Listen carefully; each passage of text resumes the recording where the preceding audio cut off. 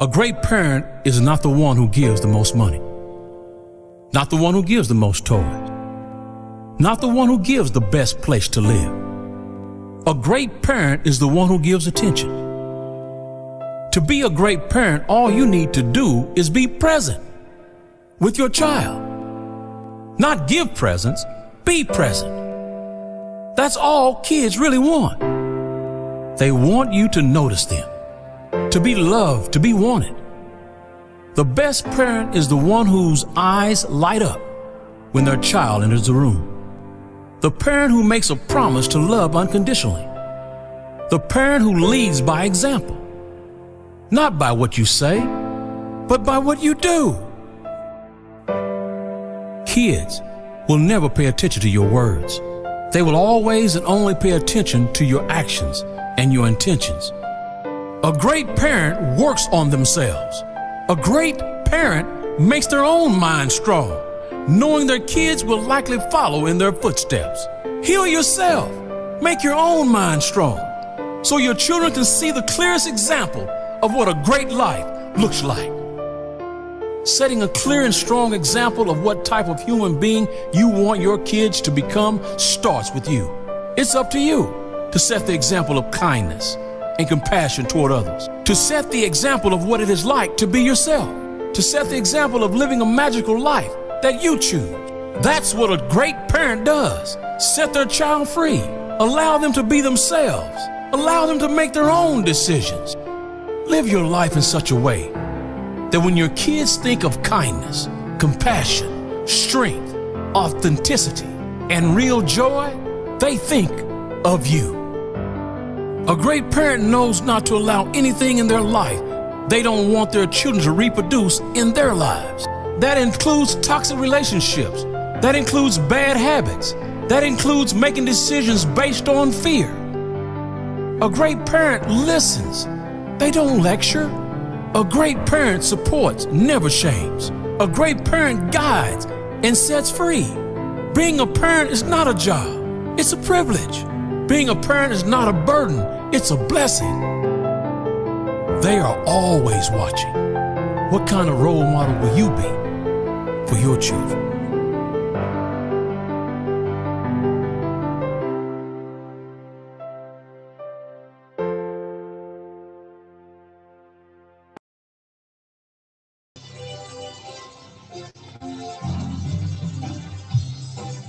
Iya, selamat datang. Hello parent. Ya, hai parent semuanya. Hai. Iya, semangat. Iya, jamnya malam, jamnya bahaya ini. Ya, kita harus semangat supaya bisa belajar banyak untuk hari ini ya. Selamat datang dan terima kasih sudah mau meluangkan waktunya untuk bisa hadir di acara webinar kita pada malam hari ini.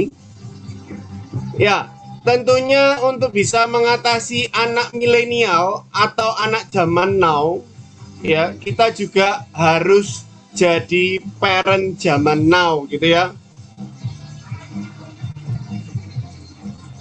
Ya, dengan cara kita ikut belajar di acara webinar kali ini, kita sudah menjadi parents milenial atau parents zaman now gitu ya. Ya, perkenalkan, nama saya Sentosa Hartanto. Saya akan membantu acara ini sebagai moderator dalam kurang lebih waktu 1,5 jam ke depan. Ya, sebagaimana yang kita ketahui, parents sekalian, ya, dari data berbicara, karena semua aktivitas banyak dilakukan dari rumah saat ini, ya, problem-problem yang berhubungan dengan parenting cukup meningkat sangat signifikan saat ini, akhir-akhir ini, ya, terutama di masa pandemi. Ya, problem anak dengan ortu karena belajar dari rumah, ortunya juga kerja di rumah, ya, sering konflik dan lain sebagainya. Nah, untuk itulah parents sekalian, acara ini dibuat, ya. Jadi semoga melalui acara ini kita semua bisa, ya, lebih baik gitu ya tentunya. Nah, sebelum kita mulai, mari kita lihat dulu beberapa aturan yang sudah dipersiapkan oleh panitia. Ya, silakan.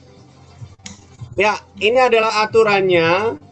Yang pertama, mohon kerjasamanya dari parent sekalian untuk mengganti namanya dengan nama nama aslinya, ya, diikuti dengan asal kota, gitu ya.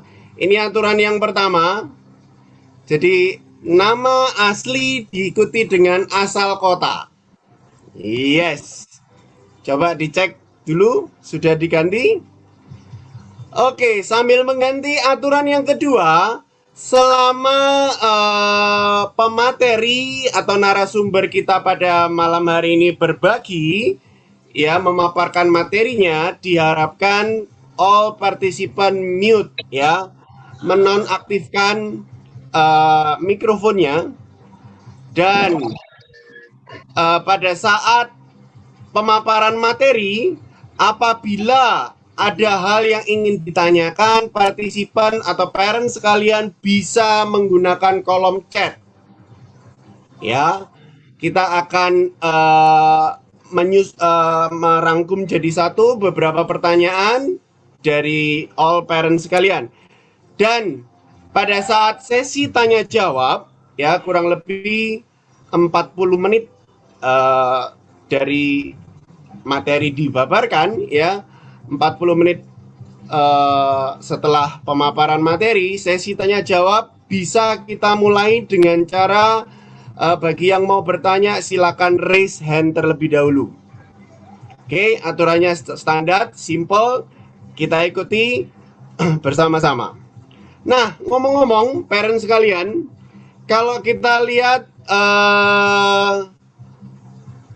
logo atau flyer dari acara webinar parenting kali ini, ada yang tahu enggak kira-kira apa sih artinya DMSD? Ya. Ya. Host bisa di share screen-nya di off dulu mungkin. Yes. Oke. Para parent sekalian, ada yang tahu enggak kira-kira apa sih artinya DMSD? Nah, ada yang bisa bantu? Kenapa ditanyakan? Karena ini ada meaningnya dan beberapa parents banyak yang bertanya gitu ya. Apa sih artinya DMSD gitu ya? Ada yang tahu kira-kira? Tebak-tebak berhadiah? DMSD. Nah, ini. Nah, DMSD. Ada yang tahu? Nggak ada yang tahu ya? Halo? Ya, DMSD itu singkatan dari Dad, Mom, Son, and Daughter. Oke. Yang di masa pandemi data berbicara banyak konflik terpecah-pecah, ya. Kami berharap melalui webinar Hypnoparenting dengan pembicara kita, ya, narasumber kita Ko Frankie, ya, dengan melalui acara ini semuanya bisa dipersatukan kembali. Begitu ya kira-kira? Oke. Dan oh ya, sebelum saya lupa, mari kita lihat video yang harus diputar dulu, ya. Silakan operator bisa dibantu.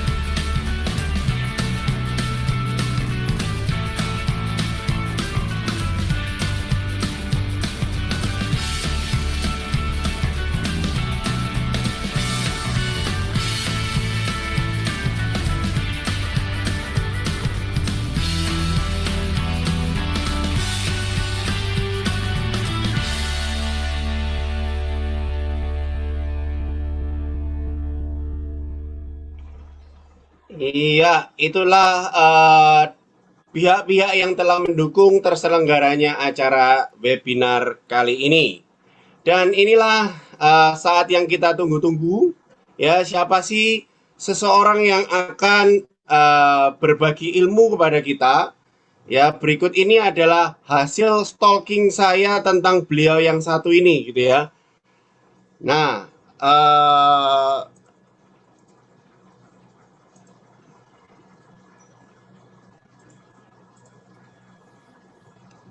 ya,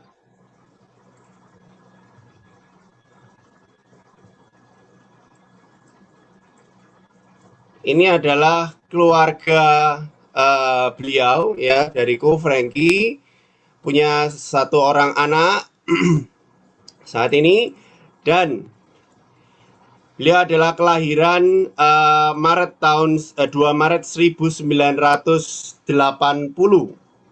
Ya, dengan moto beliau adalah good is not enough if better is possible. Oke. Dan ini adalah pendidikan dari beliau, sarjana matematika Universitas Gadjah Mada Yogyakarta, lulus 3 tahun 10 bulan. Wow, lumayan ya, luar biasa. Dengan IPK 3,24. Pasca sarjana Psikologi Pendidikan Universitas Gadjah Mada Yogyakarta, lulus tercepat 15 bulan. Wow, IPK nyaris sempurna 3,86. Ya, beliau juga pakar di bidang hipnoterapi dan grafologi serta face reading class. Ya, ini adalah hasil yang saya rangkum dari pengalaman beliau. Beliau ternyata pernah menjadi guru TK selama 2 tahun. Guru matematika SD, SMP, SMA selama 5 tahun. Guru privat matematika untuk mahasiswa selama 1 tahun. Ya, beliau juga pernah event organizer, ya, dan mengadakan edu trip untuk anak-anak. Ya, event organizer. Dan beliau juga cukup sering dipanggil untuk perusahaan ya, untuk trainer di perusahaan, dan ini ada beberapa. Kita bisa lihat.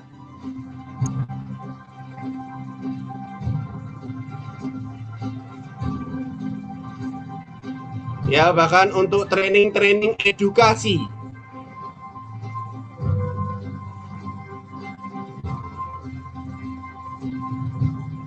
Ya, ini adalah perjalanan religius beliau ya, karena beliau kebetulan memang beragama Buddha. Ya, ini adalah perjalanan religius beliau. Jadi kita bisa lihat sama-sama bahwa beliau yang satu ini bukan hanya dari sisi jasmani saja, tetapi dari sisi batinnya ya, beliau juga mendalami dengan serius. Pak Baja ya, pelatihan sebagai biku dan memberikan sharing dhamma di wihara-wihara ya, kalau kita lihat 21 wihara, ini luar biasa sekali ya. Bukan hanya di Surabaya, NTB, Jakarta, Denpasar, Samarinda. Iya, wow, luar biasa sekali. Dan tidak perlu berlama-lama lagi, langsung saja kita panggilkan bersama-sama. Ya, ini beberapa buku-buku karya beliau.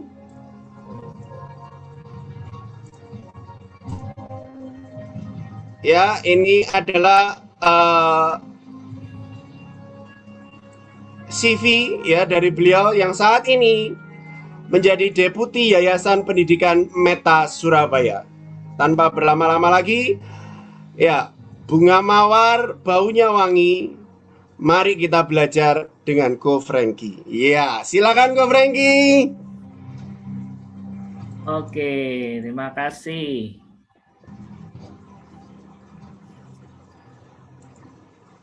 Ini sudah screen-nya bisa di-close. Yes. Ya, baik.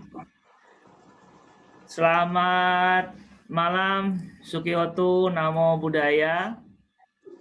Ya, Namo Buddhaya. Ya, terima kasih atas kesempatan yang diberikan oleh Wihara Buddha Kirti.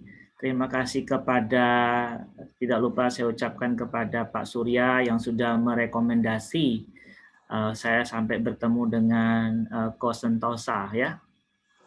Panggil Ko aja biar mudah gitu ya. Yes, setuju. Oke. Ya, diketemukan dengan Ko Sentosa karena ini menjadi program dari Yayasan Pendidikan Meta.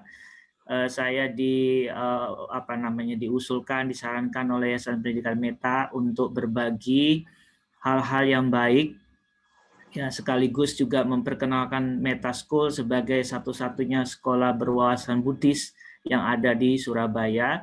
Harapannya keberadaan Meta itu bisa dinikmati, bisa hal-hal baik yang ada di Meta itu bisa bermanfaat tidak hanya bagi mereka yang bersekolah di Meta, tapi juga umat Buddha khususnya di berbagai wihara dan lebih khusus lagi memang di Surabaya. Dan saya Frankie di sini ingin sharing ya. Karena dahulu kala saya mengisi parenting, waktu itu saya belum punya anak. Dan ternyata teori-teori parenting yang pernah saya sampaikan banyakkan terpatahkan kalau kita sudah praktek langsung. Maka hari ini saya akan bicara lebih banyak mengenai apa yang sudah saya lakukan, apa yang sudah saya peroleh bersama anak saya sejak dia masih di kandungan hingga akhirnya berusia hampir 7 tahun dan sekarang bersekolah di Meta di kelas 1.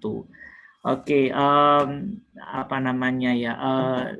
saya bukan seorang pakar, saya juga bukan seorang ahli, tapi saya seorang praktisi, maka bahasa saya akan menjadi sangat sederhana.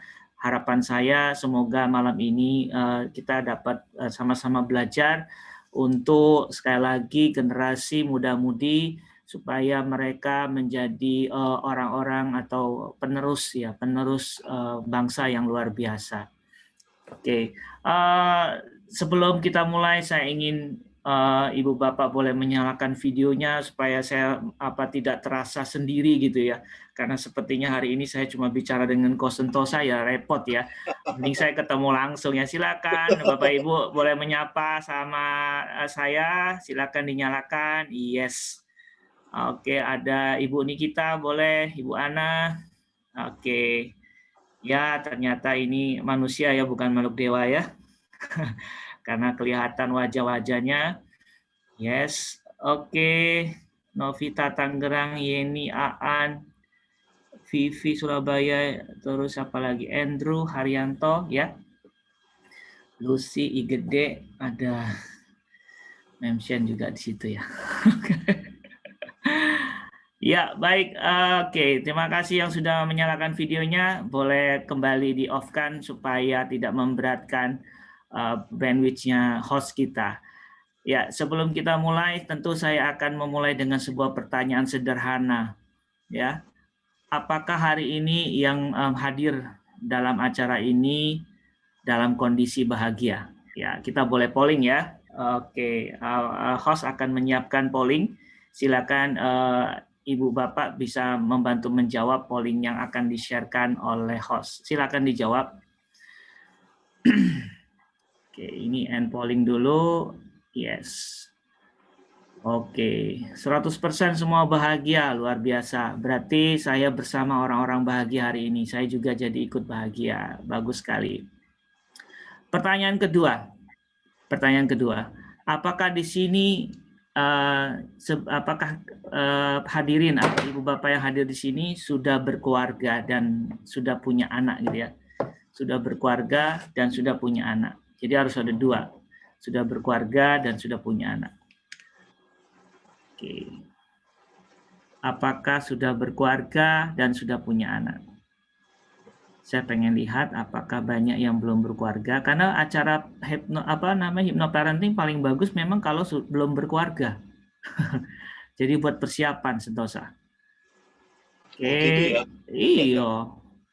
Wow, ini rata-rata oke, 19,84% sudah berkeluarga dan punya anak.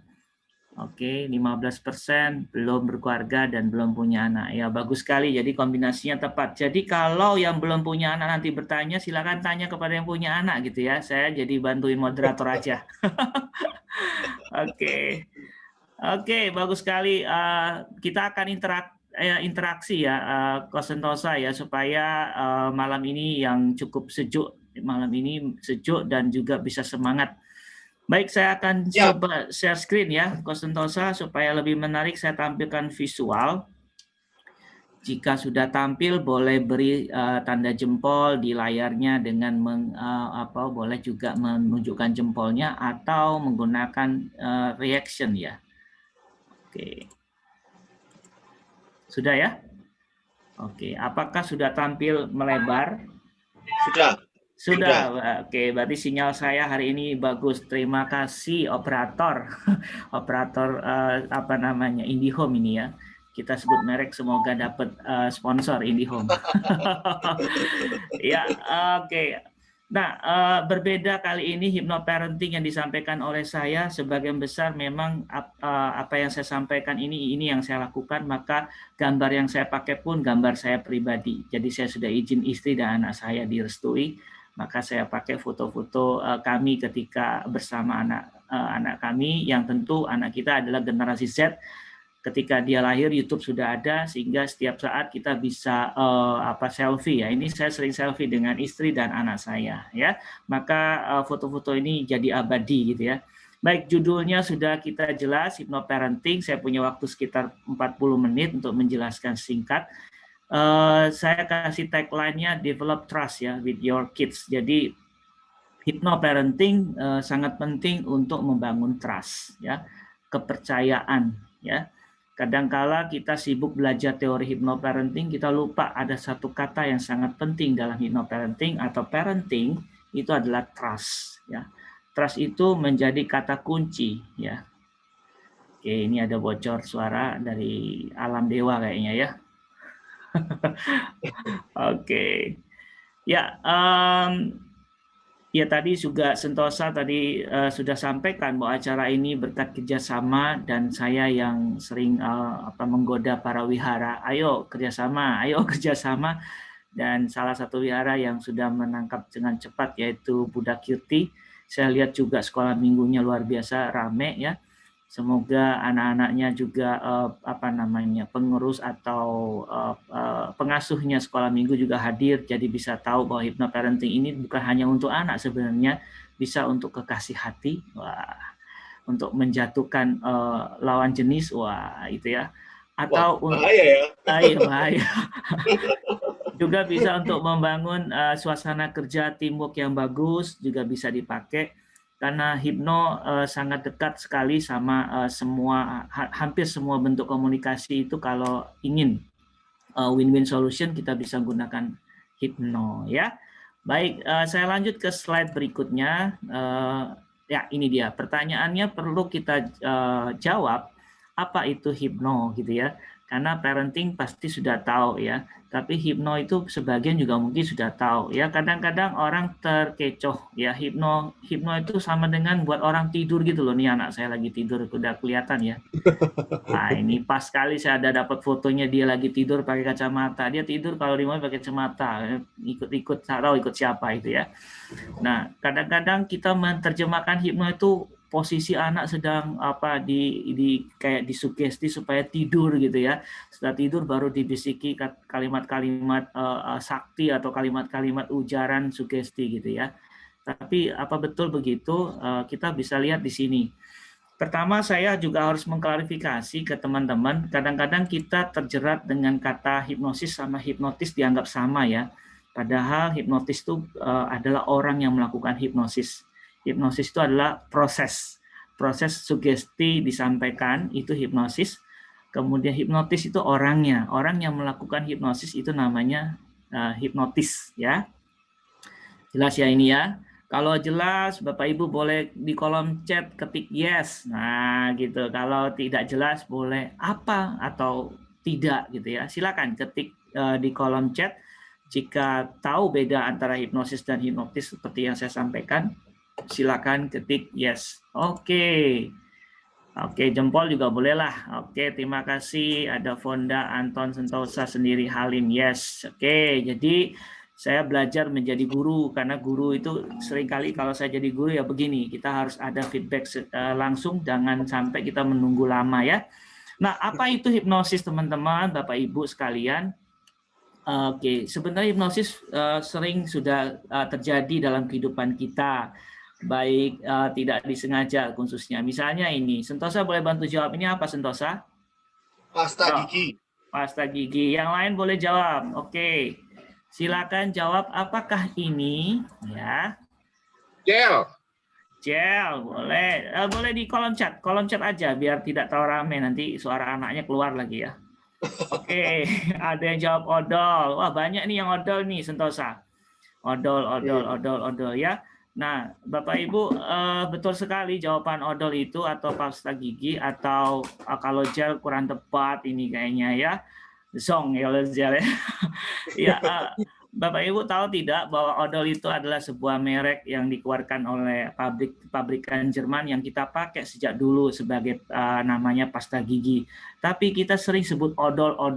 Turun-temurun kita menggunakan istilah odol karena kita tahunya dari orang tua kita. Orang tua kita dari nenek kakek kita dan terus menerus ya. Padahal kalau kita search odol itu sebuah perusahaan besar yang menciptakan salah satu produknya adalah pasta gigi ya. Nah, ini salah satu bentuk hipnosis yang terjadi yang tidak langsung kita terima, kita nggak protes, pokoknya ikut aja dan akhirnya terekam dalam diri kita bahwa ini namanya odol gitu ya. Ini salah satu proses hipnosis yang tidak kita sengaja. Lalu berikutnya, oke, silakan sebutkan di kolom chat ya, apakah ini gitu ya. Silakan sebutkan di kolom chat. Apakah ini? Ya. Jawabannya silakan, saya tunggu. Yes. Botol plastik. Ada yang bilang botol plastik. Oke, ada ada yang bilang aqua, air mineral. Air mineral kemasan. Nah, ini udah mulai pinter ini ya. Hipnosisnya udah gagal ini katanya. Ya. Karena sebagian besar kalau ini gambar ini di awal, kemungkinan besar banyak akan menjawab ini aqua, ya. Begitu juga kita sebut merek ini sebagai aqua walaupun dia bukan aqua, padahal aqua itu adalah merek, kadang kita menyebutkan sebagai aqua. Padahal yang lebih tepat air minum kemasan atau air minum mineral. Kenapa kita sebut aqua lebih sering? Nah, itu artinya kita sudah termakan dengan iklan, sudah terinfo sejak kecil bahwa ini namanya aqua. Sampai bahkan mereknya beda pun kita kadang mengatakan tolong ambil aqua pada mereknya Ades atau apapun. Nah, ini termasuk salah satu hipnosis yang terjadi secara nggak langsung, yang terekam di bawah pikiran kita, sampai kita pun tidak protes dan kita ucapkan dengan lantang, padahal tidak tepat. Ya, ini saya kasih contoh hipnosis yang sudah terjadi dalam kehidupan kita. Nah, berikutnya saya akan coba melakukan hipnosis kecil-kecilan yang supaya Bapak Ibu merasakan ya di rumah bagaimana hipnosis itu bekerja luar biasa ketika Bapak Ibu mendengarkan instruksi berikut ini. Sambil membayangkan, sambil melihat gambar yang saya sampaikan sekarang ini. Nah, sudah kelihatan gambarnya, Sentosa? Sudah. Oke, apa ini, Sentosa? Itu kelihatannya jeruk nipis ya. Yes, makan soto gitu. Oh iya, betul sekali. Ini jeruk nipis ini sangat asam, ya. Oke, sekarang dengan visual jeruk nipis yang asam ini, ya, Ibu Bapak boleh menggunakan imajinasinya, boleh menggunakan pikirannya yang kuat, ya, pikiran yang kuat sekali lagi. Pikiran kuat itu pikiran yang bisa melaksanakan apa yang saya instruksikan, ya. Instruksinya sederhana. Bayangkanlah ini sebagai jeruk nipis di depan Anda, lalu Anda peras dan keluar airnya, dan air itu Anda Anda wadahkan di atas sendok makan. Oke, sekarang bayangkan ada sendok makan di tangan kanan Anda yang berisi air perasan jeruk nipis tersebut Dan pada hitungan sampai 3, dari 1 sampai 3, pada hitungan ketiga, bayangkan jeruk nipis itu Anda telan. Oke? Bisa? Oke, siap. 1, jeruk nipis itu semakin dekat dengan mulut Anda. 2, dan sekarang sendok itu menempel di bibir Anda yang berisi jeruk nipis tersebut. Dan 3, yes, sekarang jeruk nipisnya sudah Anda masukkan dalam mulut Anda dan Anda telan sekarang. Silakan sekarang silakan jawab pertanyaan saya di kolom chat. Oke, apa yang Anda rasakan saat ini? Silakan. Silakan jawab pertanyaan saya, apa yang Anda rasakan setelah saya berikan instruksi tadi. Ya, di kolom chat. Saya air liurnya mulai keluar. Nah, oke, kuat sekali pikirannya Sentosa ini. Ada yang lain? Wah, keluar air liurnya, Fonda juga. Yes, mulai ngeces ya. Tuh neninya, Amelia, asem, ada air liur ya. Merasa keaseman, kecut tenan, wis. Kecut tenan iki belum mandi ketok ya. Oke, nah, ya. Saya pertama lihat langsung keluar air liur. Wow, ini luar biasa kekuatan otak kanan kata orang ya, atau otak yang berfungsi untuk imajinasi. Ada lagi? Oke, cukup. Yes. Nah, Bapak Ibu serta saudara-saudari sekalian, ini salah satu bentuk betapa visual dan kalimat yang saya gunakan ini membantu sekali untuk mensugesti pikiran kita. Dan pikiran sekali lagi tidak pernah mau tahu itu real atau tidak real. Dia tetap melakukan proses apa yang disampaikan lewat mata yang melihat, lewat telinga yang mendengar, dia akan memproses data tersebut dan menjadi sebuah proses yang persis antara real dan tidak real. Dan inilah yang kita kenal dengan lapisan pikiran yang bekerja, yang kita kenal dengan unconscious mind. Sekarang gambarnya sudah terlihat berubah, Sentosa? Sudah ya. Nah, Bapak Ibu bisa lihat di sini ya, saya menemukan gambar yang menarik sekali ini. Ya, saya jelaskan dulu beberapa materi teorinya supaya Bapak Ibu paham kenapa kok sugesti itu penting dan bisa bekerja luar biasa. Nah, Bapak Ibu, ketika saya tidak memberi instruksi, ketika tidak ada visual, pikiran kita itu sangat sadar, conscious-nya kuat sekali, ya. Nah, ketika conscious mind ini atau pikiran sadar ini luar biasa, maka biasanya sulit kita untuk memberikan sugesti yang kuat, ya. Karena dia kritik ya, dia tuh kritis artinya tidak mudah menerima apapun yang diberikan, ya. Tapi kalau sudah masuk di subconscious mind itu karena saya beri instruksi dan saya memancing Bapak Ibu punya ego tadi. Kalau Bapak Ibu sadar, kalau Bapak Ibu sekarang saya sadarkan, Bapak Ibu akan tahu bahwa saya menggunakan kalimat seperti ini tadi di depan. Bapak Ibu yang pikirannya kuat pasti akan bisa melaksanakan hal ini. Nah, ego Bapak Ibu saya pancing itu. Masa aku nggak kuat pikiranku? Pikiranku mesti kuat, ya kan? Secara nggak sadar kalimat pertama ini saya mengunci pikiran Bapak Ibu supaya mengikuti instruksi saya. Padahal, satu, sulit sekali kita mengikuti instruksi orang lain yang kita nggak kenal. Itu pasti sulit. Nah, tantangan saya sebagai narasumber yang tidak dikenal atau orang yang tidak dikenal, saya akan mengunci lewat ego. Salah satu egonya adalah manusia pengen sekali memuji dirinya sendiri. Maka kalimat pertama saya akan katakan, Anda semua pikirannya pasti kuat. Karena pikiran kuat akan mengikuti instruksi saya. Nah, ketika itu terserang egonya, conscious-nya ini kesadarannya melemah. Kesadaran melemah maka masuk ke subconscious mind, pikiran bawah sadar. Dan ketika pikiran bawah sadar ini bekerja, maka emosi ya segala macam imajinasi di sini ada ya akan mengikuti instruksi saya dan imajinasinya akan luar biasa kuat sekali. Ya.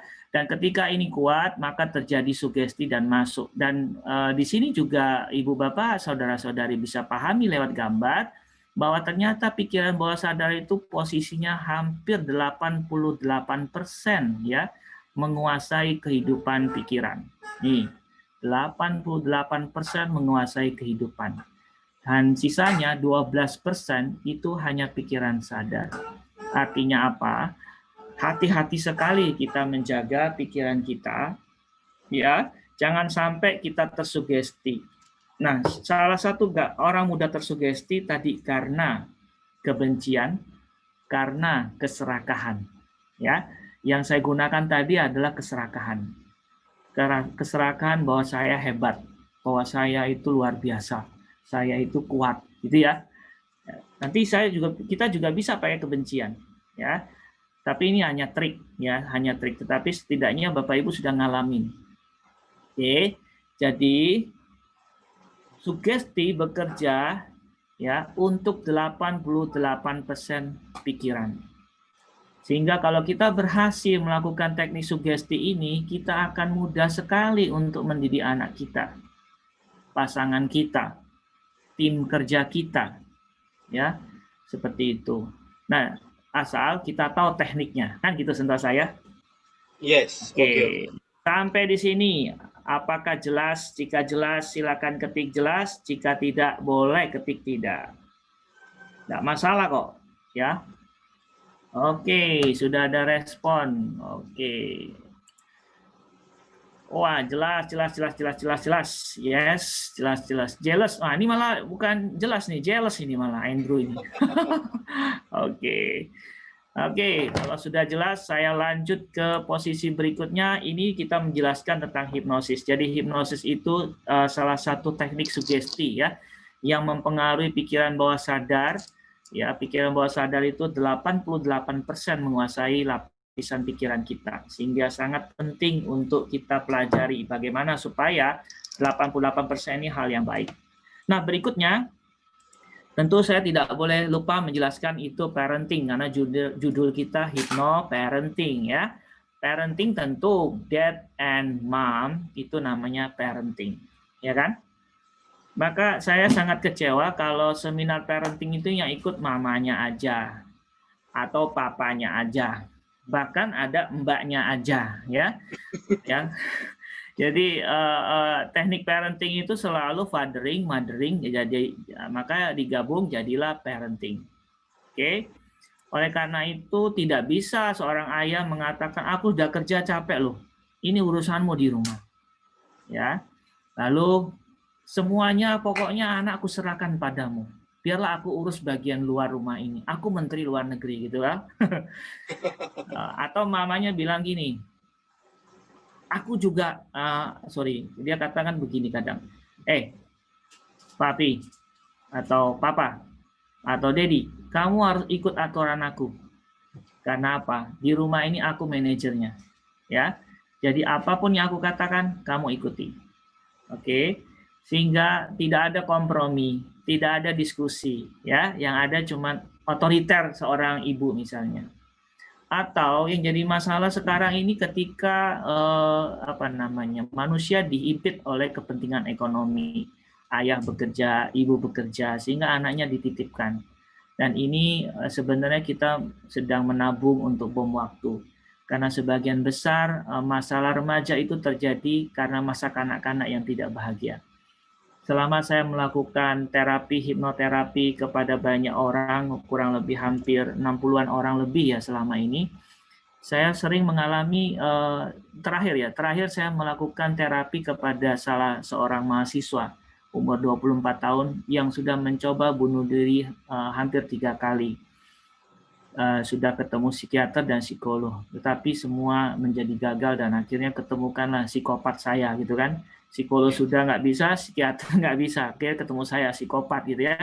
Nah, ketemu saya belajar dengan dia dan saya riset dia juga, saya ajak bicara dan ternyata ini banyak sekali dan dia cerita bahwa masa kanak-kanak dia itulah yang hancur dan dia rekam, dia dendam sampai pada waktunya 19 tahun kemudian muncul sebagai bom waktu dan dia ingin sekali meninggalkan kehidupan dia dan mau bunuh diri, dan dia lakukan dengan sudah 3 kali dia research ya, dia menggunakan Google, di research bagaimana cara membunuh diri yang tidak seram, tapi ternyata dia gagal ya.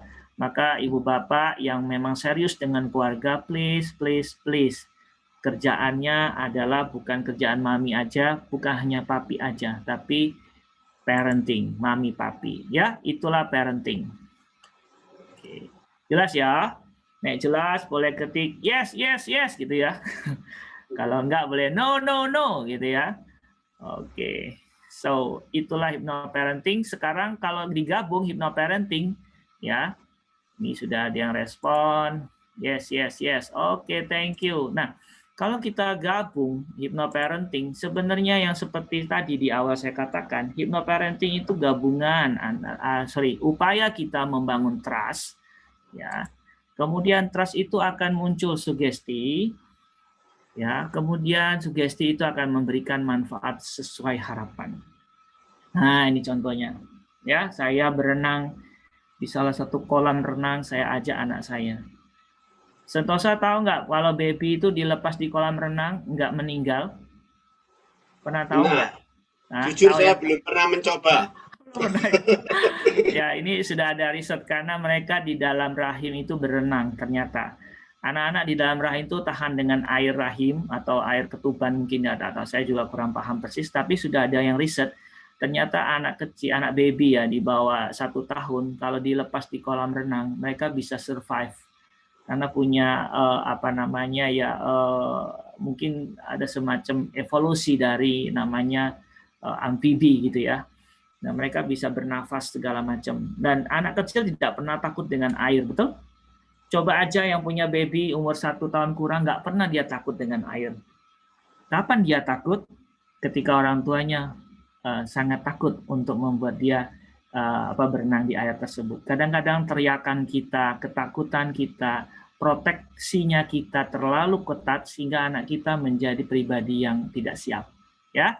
Nah, tugas kita seperti yang digambar ini saya tunjukkan, saya bangun trust kepada anak saya El bahwa ada ayahmu di sampingmu, tenang saja, kamu aman-aman saja, ayo kita berenang. Saya pegang dengan kuat dan dia mulai kedinginan itu sepertinya. Dan itu saya sensor, nggak pakai celana itu kayaknya. Nah, kalau sudah ada suasana trust, itu gampang sekali kita bangun sugesti. Dan harapan apapun itu mudah terwujud. Mari kita lihat bagaimana sekarang kita belajar membangun trust. Ini penting, ya. Oke. Siap, Sentosa? Siap. Oke. Trust. Pertama kali kalau mau bangun trust, ini berdasarkan psikologi Erikson namanya kalau tidak salah. Psikolog atau ahli psikologi di Amerika sana namanya Erikson. Dia bilang trust itu dibangun salah satunya lewat sentuhan. Ya, siapa di dunia ini bayi yang nggak pernah disentuh sejak lahir? Itu nggak ada gitu ya. Atau mungkin ada sedikit sekali. Ya, sejak baby kita disentuh. Ya, minimal pertama lahir saya ingat sekali lahir secara normal walaupun disedot gitu ya, pakai vakum. Tetapi saya dikasih menggendong pertama kali oleh si perawat dan langsung dia diam gitu ya. Saya gendong, dia diam gitu ya. Nah, sentuhan sayang ini penting ya. Bukan sentuhan lain-lain, bukan sentuhan sayang. Kadang kita pegang tangannya, kadang kita tos, kadang kita peluk ya. Seperti sampai hari ini saya terbiasa mencium pipi anak saya sebelum berangkat kerja. Lalu kalau mau tidur ya saya juga kadang mencium gitu ya, kadang saya bermain kemudian sayang sehingga muncul trust dari anak. Ya, secara tidak sadar sekali lagi ya, unconscious mind-nya akan nyaman dan mereka merasa oh, ada orang yang melindungi saya. Oh, saya dipercaya dan saya diharapkan kehadiran saya. Nah, itu penting sekali. Maka membangun trust yang pertama, sentuhlah dengan kasih sayang. Ya, bukan ke lawan jenis yang kita nggak kenal ya. Ini kita bicara kepada keluarga. Kalau ada istri, sentuhlah dengan sayang. Ya, jangan sentuh orang lain tapi istri nggak disentuh, itu repot namanya ya. Ya, begitu juga kalau rekan kerja, sentuhan sayangnya gimana? Ya bikin tos, bikin yel-yel ya. Bikin kayak gerakan yang kadang-kadang bergandeng tangan ya, itu untuk membentuk tim yang solid seperti itu. Lalu yang kedua, ini penting sekali. Dahulu kala saya selalu sibuk karena membimbing sebuah sekolah yang baru bangun ya. Kalau ada acara saya ajak istri saya. Ini istri saya sampai mengisi acara menari. Ya, acara saya yang buat, dia yang menari, anak saya nunggu di belakang panggung. Saya ajak semua, ya, karena memang nasibnya, memang apa namanya juga saya tidak mampu bayar pembantu. Untungnya saya nggak mampu bayar pembantu, ya, sehingga apapun kegiatan saya bawa semua. Dan setiap waktu kami punya waktu berkualitas. Di balik panggung kami misalnya belikan es krim, ya, ajak dia foto lagi, sekali lagi selfie, ya, di mana-mana selfie enak sekali karena HP kita sudah punya kamera. Atau sayang kalau kamera cuma foto orang lain kan, mending selfie keluarga. Nah, ini waktu berkualitas penting sekali, waktu bersama yang berkualitas, bukan dengan mamanya saja, bukan dengan papanya saja, tapi mama, papa, dan anak. Ya, ini untuk membangun trust. Kemudian yang ketiga, beri kejutan yang menyenangkan tuh penting sekali. Seperti ini, saya kalau pulang lihat dia, ya, oh saya masukkan ember, siapa tahu dia suka. Oh, dia senang sekali, saya foto. Ya, ini fotonya. Dengan giginya yang baru satu tumbuh, dia ternyata menurut dia ini surprise dari dedinya. Masukkan dia di dalam ember, ya, ember besar. Ternyata ini pun membuat baby atau seorang anak senang, gitu ya. Bukan hadiah yang mahal, ya. Tadi seperti video yang ditayangkan panitia, is not a present, but please be a present, kan gitu. Ya, hadirlah, bukan kasih hadiah, tapi hadirlah dalam kehidupan dia.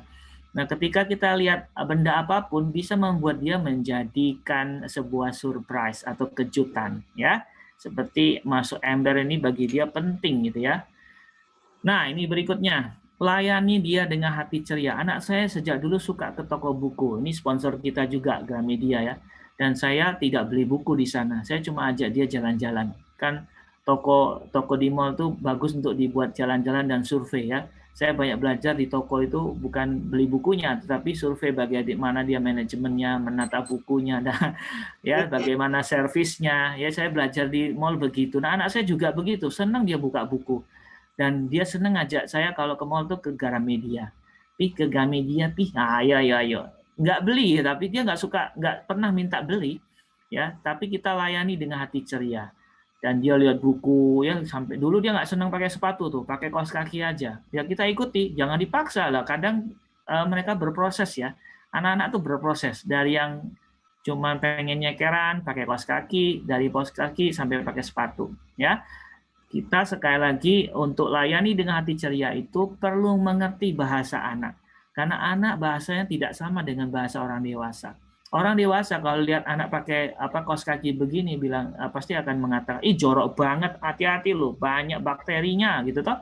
Itu orang dewasa. Tapi anak-anak sekali lagi kita perlu belajar dengan dia. Kadang kakinya itu masih sensitif, merasa geli, ya, merasa panas segala macam. Nah, maka caranya kita perlu memahami dengan cara tidak terlalu memaksa apa yang kita inginkan, ya.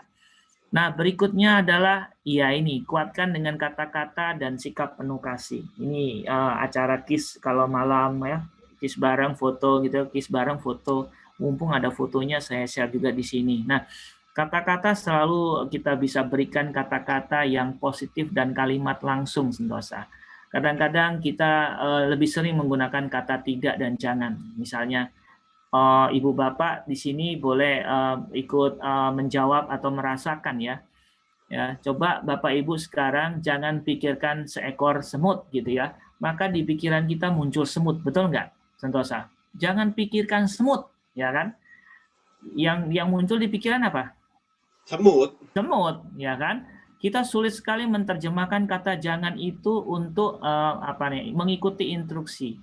Ya, dari kata sederhana ini aja jangan pikirkan semut, kita berpikir semut. Bagaimana kalau kita mengatakan ke anak kita setiap hari, setiap saat dengan seperti ini? Jangan nakal ya, Nak. Anaknya jadi apa? Nakal. Nakal, ya. Karena kata jangan itu sulit sekali diterjemahkan oleh pikiran, ya, terutama anak-anak. Mereka akan menangkap kalimat aktifnya, yaitu nakalnya. Kalimat atau kata negatifnya sulit, ya, jangan, tidak, gitu ya. Maka perlu sekali kuatkan dengan kata-kata itu, gunakan kalimat aktif dan langsung. Misal, El hari ini semakin ceria, El setiap hari berbakti kepada orang tua. Atau kalau kata bakti susah, kadang-kadang anak nggak ngerti bakti itu apa, gitu ya. Buatlah kalimat yang gampang. El sayang papi mami. Kalau ngerti kata sayang pun susah, El suka peluk mami, El suka peluk papi, seperti itu. Ya. Kata-katanya sekali lagi langsung dan aktif, kalimat aktif. Ya. Kemudian sikap penuh kasih sayang tadi ya, ajak bermain, ajak bercanda, ajak segala macam. Ini saya segera mengorbitkan channelnya si L ini karena kami punya koleksi video supaya bisa memberi inspirasi ke orang-orang muda yang baru mau menikah gitu ya atau mau punya anak.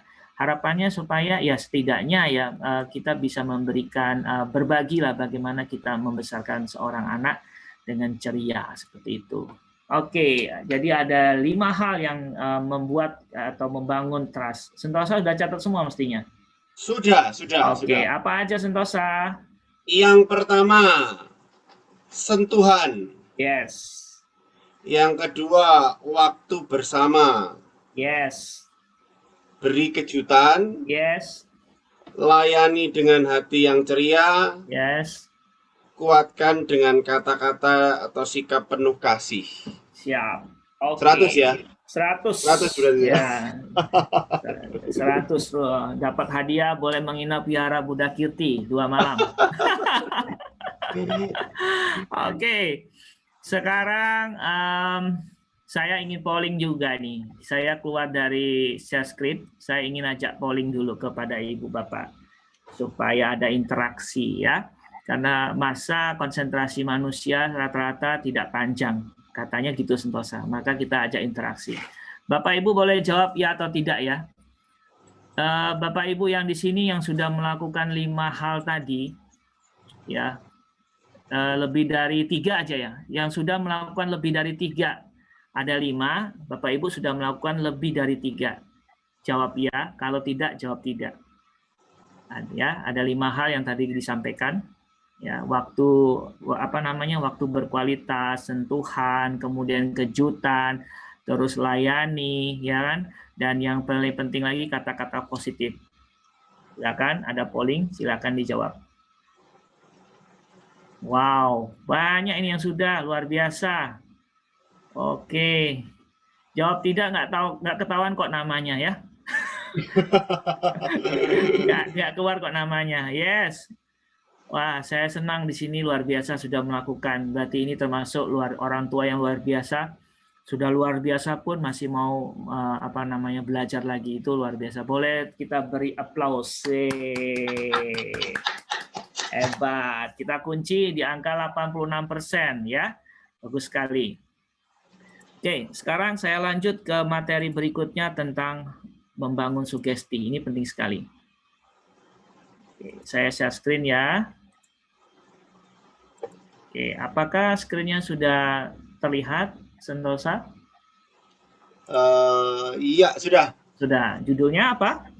Sugesti. Siap. Tanda tanyanya ada 3. Yes, luar biasa. Nah, Bapak Ibu, saya akan memberikan sedikit gambaran teori lah.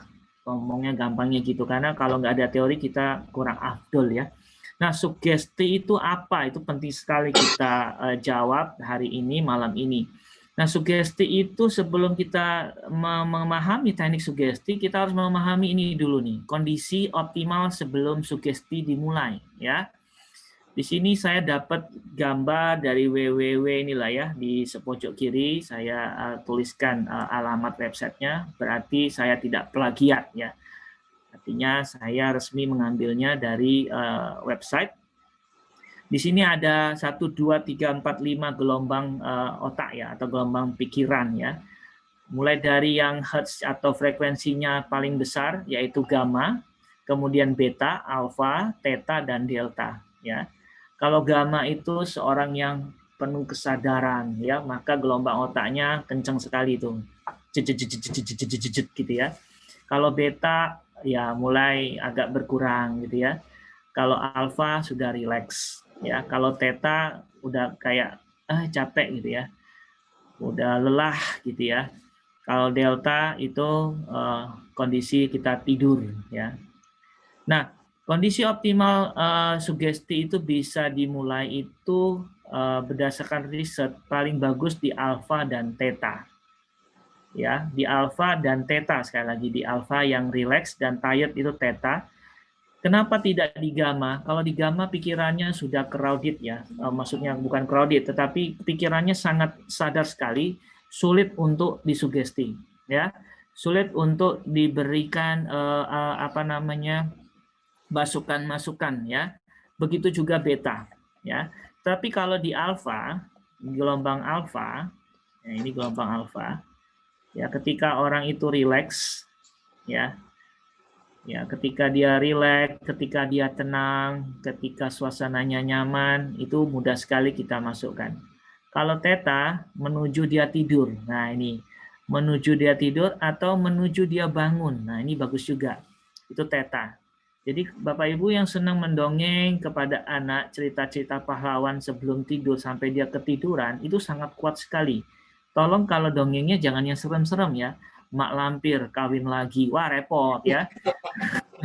Ya, ceritanya tuh jangan serem, jangan wagu yang aneh-aneh sehingga nanti kepribadian anak kita juga begitu sesuai dengan cerita yang dia ingat waktu sebelum tidur, ya. Nah, ketika dia baru bangun jangan langsung, kamu nih kesiangan gimana tuh? Bajunya belum siap, ini belum kemana? Nah, nanti dia juga sutris ya.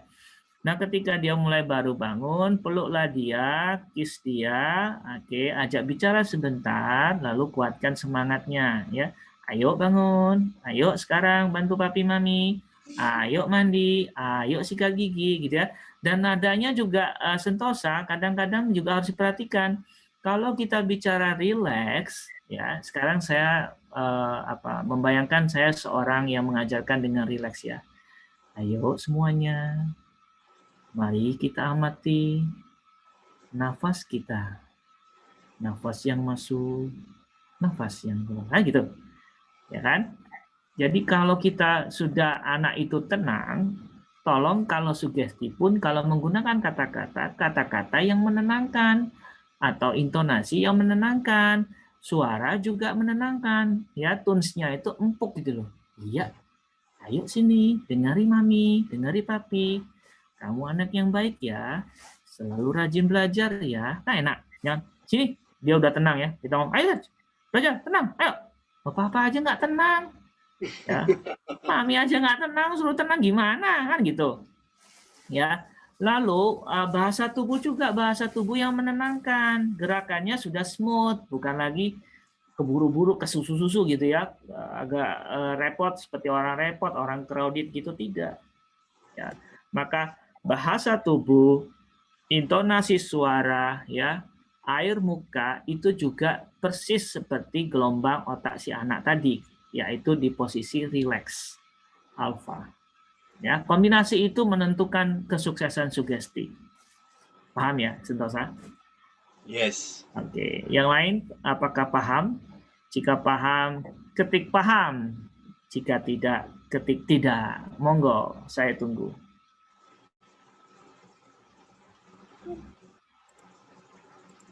Artinya kalau kita ingin memberikan sugesti kepada anak khususnya gitu ya, saat mereka dalam kondisi rileks gitu ya, Bu ya. Yes. Kurang lebih seperti itu ya. Betul. Nah, tetapi Sentosa berdasarkan beberapa artikel dan jurnal yang saya baca, ternyata ada yang meriset bahwa anak itu gelombang otaknya sudah otomatis di alfa. Nah, ini. Jadi anak itu ternyata kalau anak yang sehat gitu ya, dia itu posisinya di alfa selalu. Seringkali di alfa. Sampai usia berapa? Sampai usia kalau saya baca itu sebelum pubertas pokoknya. Sebelum dia mengalami pertumbuhan sekunder. Nah, kalau pertumbuhan sekunder kan normalnya itu sekarang di usia kalau perempuan kalau nggak salah SD kelas 6 ya. Kalau laki-laki SMP kelas 1 atau kelas 2 ya. Tetapi kadang-kadang nggak sama antar satu anak. Cuman yang kita harus perhatikan kalau anak kita masih SD, TK, preschool itu ternyata mereka gelombang otaknya di alfa. Makanya banyak masa kanak-kanak itu suram karena tadi orang tuanya itu menunjukkan emosi negatif sering atau selalu. Anaknya jatuh diomongin, matamu kemana? Ya toh?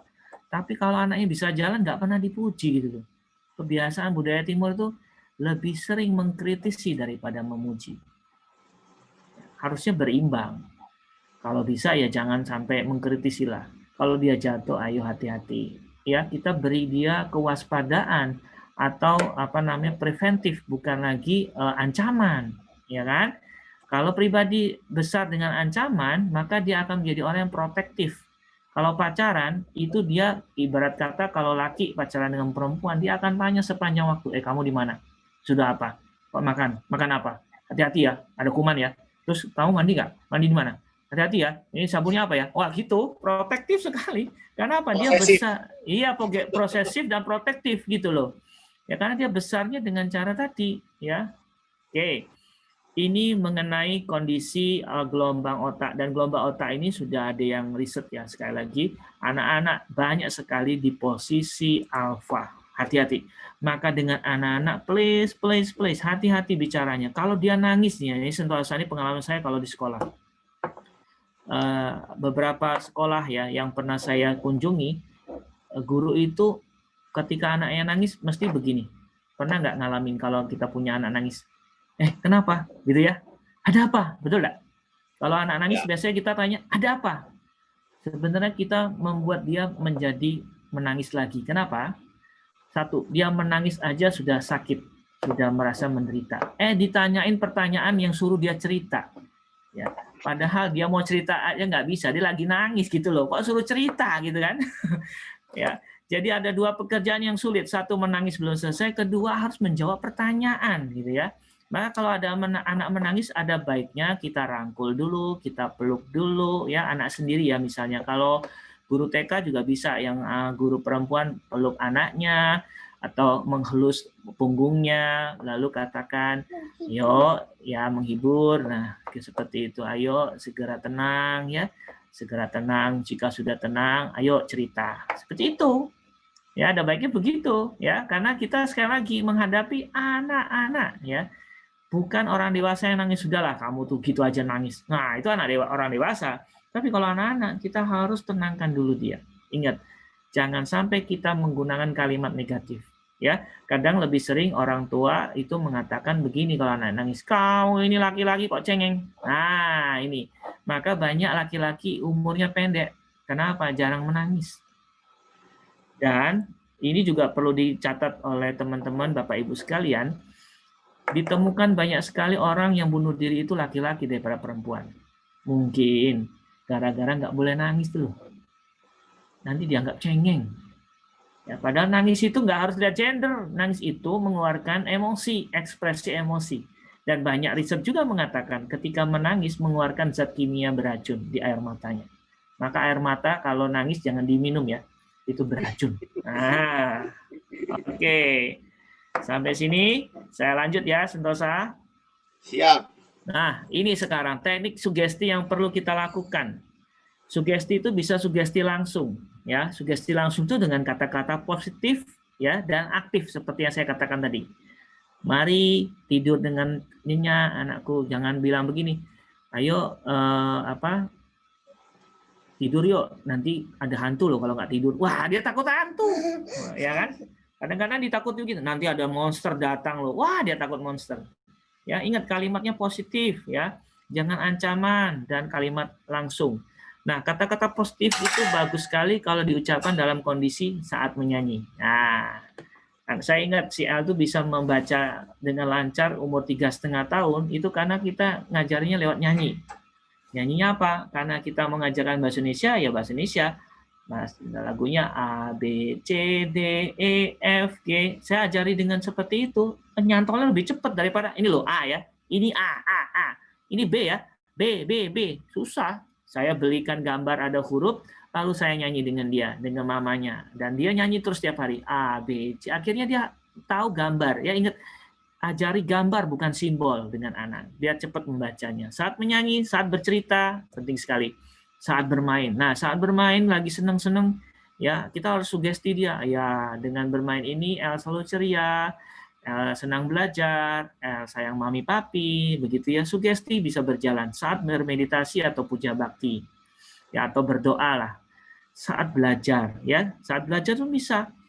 Kemudian saat mendiamkan ketika menangis. Yang tadi saya katakan, ketika dia menangis, kalau kita masukkan kalimat positif, itu bagus sekali. Misal dia menangis. Oke. El, sedang menangis karena L kecewa, dan kecewa itu pelan-pelan akan berkurang dan L bisa menghadapi kekecewaan ini. Itu masukin hal-hal positif ya. Karena ketika menangis pikiran bawah sadar terbuka. Kemudian saat membuai atau menggendong. Nah, ketika membuainya atau menggendong ya sambil nyanyi, sambil ngomongin hal-hal positif. Jadi jangan diem aja digendong sambil ngomongin arisan, wah repot. Yang masuk kepalanya nanti arisan ya. Saat makan, ayo makan makan yang banyak, makan yang banyak, sayuran, buah ya toh. Ya sampai hari ini anakku juga suka makan sayur dan buah kan. Karena kita ajarin bahwa buah dan sayur itu sehat. Saat menggambar, ya anak kita kadang-kadang suka menggambar loh. Kalau mau survei anak TK, pergi aja ke sebuah TK, itu pasti kalau suruh gambar tuh pada seneng loh. Ya kenapa? Ternyata memang visualnya mereka sedang berkembang, imajinasi mereka sedang berkembang. Nah, ketika sambil menggambar, guru atau orang tua bisa sugesti, ya ketika anak-anak sedang menggambar, anak-anak gembira, anak-anak senang ke sekolah, anak-anak tekun, anak-anak sayang mami papi, seperti itu. Nah, saat sebelum tidur juga, tadi saya sudah katakan, saat sebelum atau setelah bangun tidur. Nah ini, sebelum bangun, sebelum tidur, sebelum bangun ya. Nah ini yang nomor 12 saya tambahin, saat memijat. Anak-anak senang juga loh dipijat. Saya sering mijat anak saya sambil kita ngomongin. Wah ini papi pijat enak ya, rajin sekolah ya El ya, sedang belajar ya, sugesti masuk. Ya kenapa? Karena dia lagi nyaman ya. Ini sugesti langsung. Sugesti yang nggak langsung itu satu. Nah ini, orang tua itu teladan, contoh dan model. Ya, kalau orang tua itu sering bicara kasar, jangan takut. Anak juga akan bicara kasar. Suatu ketika saya menterapi anak yang bicara kasar. Saya bingung, mama papanya nggak pernah bicara kasar. Saya tanya lagi lebih dalam ke orang tuanya. Selain ibu dan bapak, siapa coba yang ngurus anak ini? Oh iya, eyangnya. Oh alah, eyangnya. Gimana eyangnya? Oh iya. Ternyata eyangnya kalau nonton bola, ya kalau nggak gol itu dia ngomong kasar gitu loh. Anak ini ngerekam, ngomonglah ke sekolah kan gitu. Ya, jadi sekali lagi orang yang terdekat ya, yang memberikan pengasuhan ke anak itu menjadi teladan anak. Bukan hanya orang tua sekali lagi, bukan hanya papi maminya, tetapi orang terdekat, kakek neneknya, engkongnya, pembantunya, susternya ya. Nah, kondisinya apa saat bicara ya? Saat kita berbicara itu anak meniru loh. Misalnya papa mama kalau bertengkar, please ya jangan di depan mereka. Kalaupun terpaksa ya diam-diam aja dulu lah. Karena kadang-kadang kata kasar akan muncul. Saat menyelesaikan masalah, ya anak-anak itu sekali lagi pandai sekali membaca situasi. Dia tahu mamanya lagi sedih, papanya lagi capek, ya. Maka kalau kita lagi sulit, ya kita harus tetap bisa eksis untuk menunjukkan kita bisa menyelesaikan masalah, struggle gitu loh. Punya daya juang seperti itu. Nah, saat bekerja udah ya. Matiin. Oh, udah toh. Udah jam 8 lewat. Ayo matiin. Oh, ini mamanya sedang memberi nasihat anaknya. Udah jam 8 lewat, waktunya main game selesai ya. Tidur, waktunya tidur. Oke, saat belanja ya. Kalau kita mau ngajari anak kita hemat gitu ya, manajemen keuangan saat belanja, Anda bisa memberi contoh. Misalnya dengan checklist poin, ini loh kita mau belanja A sampai Z. Anak saya sekarang sudah menuliskan apa yang mau belanja. Pi sebentar, belanja harus dicatat. Oh, dia karena tahu kita belanja catat gitu ya. Beli apapun, terus saya beli yang lain gitu kan, karena lihat sesuatu yang enak, nggak boleh Pi, ini nggak ada dalam list. Waduh, saya akhirnya diajari nah, seperti itu. Ternyata mereka anak-anak itu luar biasa, sangat ya tadi saya bilang, mereka seperti spons kering, kondisi pikiran mereka gelombangnya di alfa, dia bisa menyerap apa yang dilihat. Saat kemudian yang penting lagi ini, ya saat melakukan hal rutin ya, seperti saya kalau bangun bereskan ranjang, masak segala macam, nanti dia juga ikut bangun pagi. Jadi anak saya nggak pernah kita bangunin kalau sekolah, dia bangun sendiri karena dia tahu orang tuanya bangun pagi gitu loh. Ya, saat bangun dan tidur, saat makan, saat menggunakan smartphone. Nah, smartphone juga saya sudah melarang sejak awal anak saya untuk menggunakan smartphone saya. Ya, jadi dia tidak berani sama sekali memegang smartphone saya. Kenapa? Kita kasih contoh dan saya tidak pernah pegang smartphone ibunya. Dan kalau saya mau pegang, saya izin. Lalu dia, anak saya juga gitu, nanti izin, Pak, Pi, boleh nggak pinjem? Oke, boleh. Berapa menit? Sebentar kok, Pi. Oke, sebentar. Nah, gitu ya.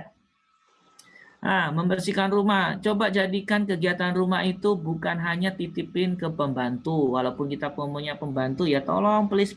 Kalau anak kita mau bisa jadi bos lebih muda atau menjadi pekerja yang sukses di awal itu, atau menjadi teladan, atau menjadi orang yang punya eksistensi kemandirian yang bagus, ajarin dia bersihkan rumah. Kita bagi tugas, ya.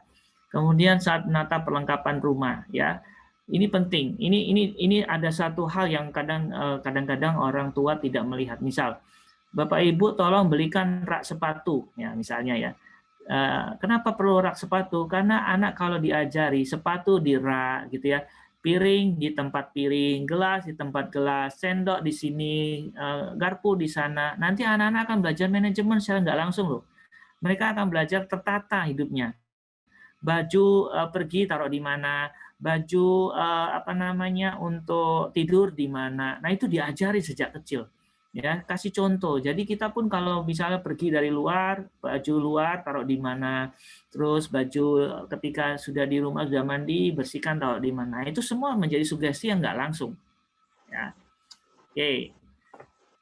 Sampai sini jelas Bapak Ibu. Jika jelas boleh ketik jelas. Jika belum, boleh ketik belum. Waktu kita tinggal berapa menit untuk penjelasan? Sudah lewat. Wah, udah lewat. Oke.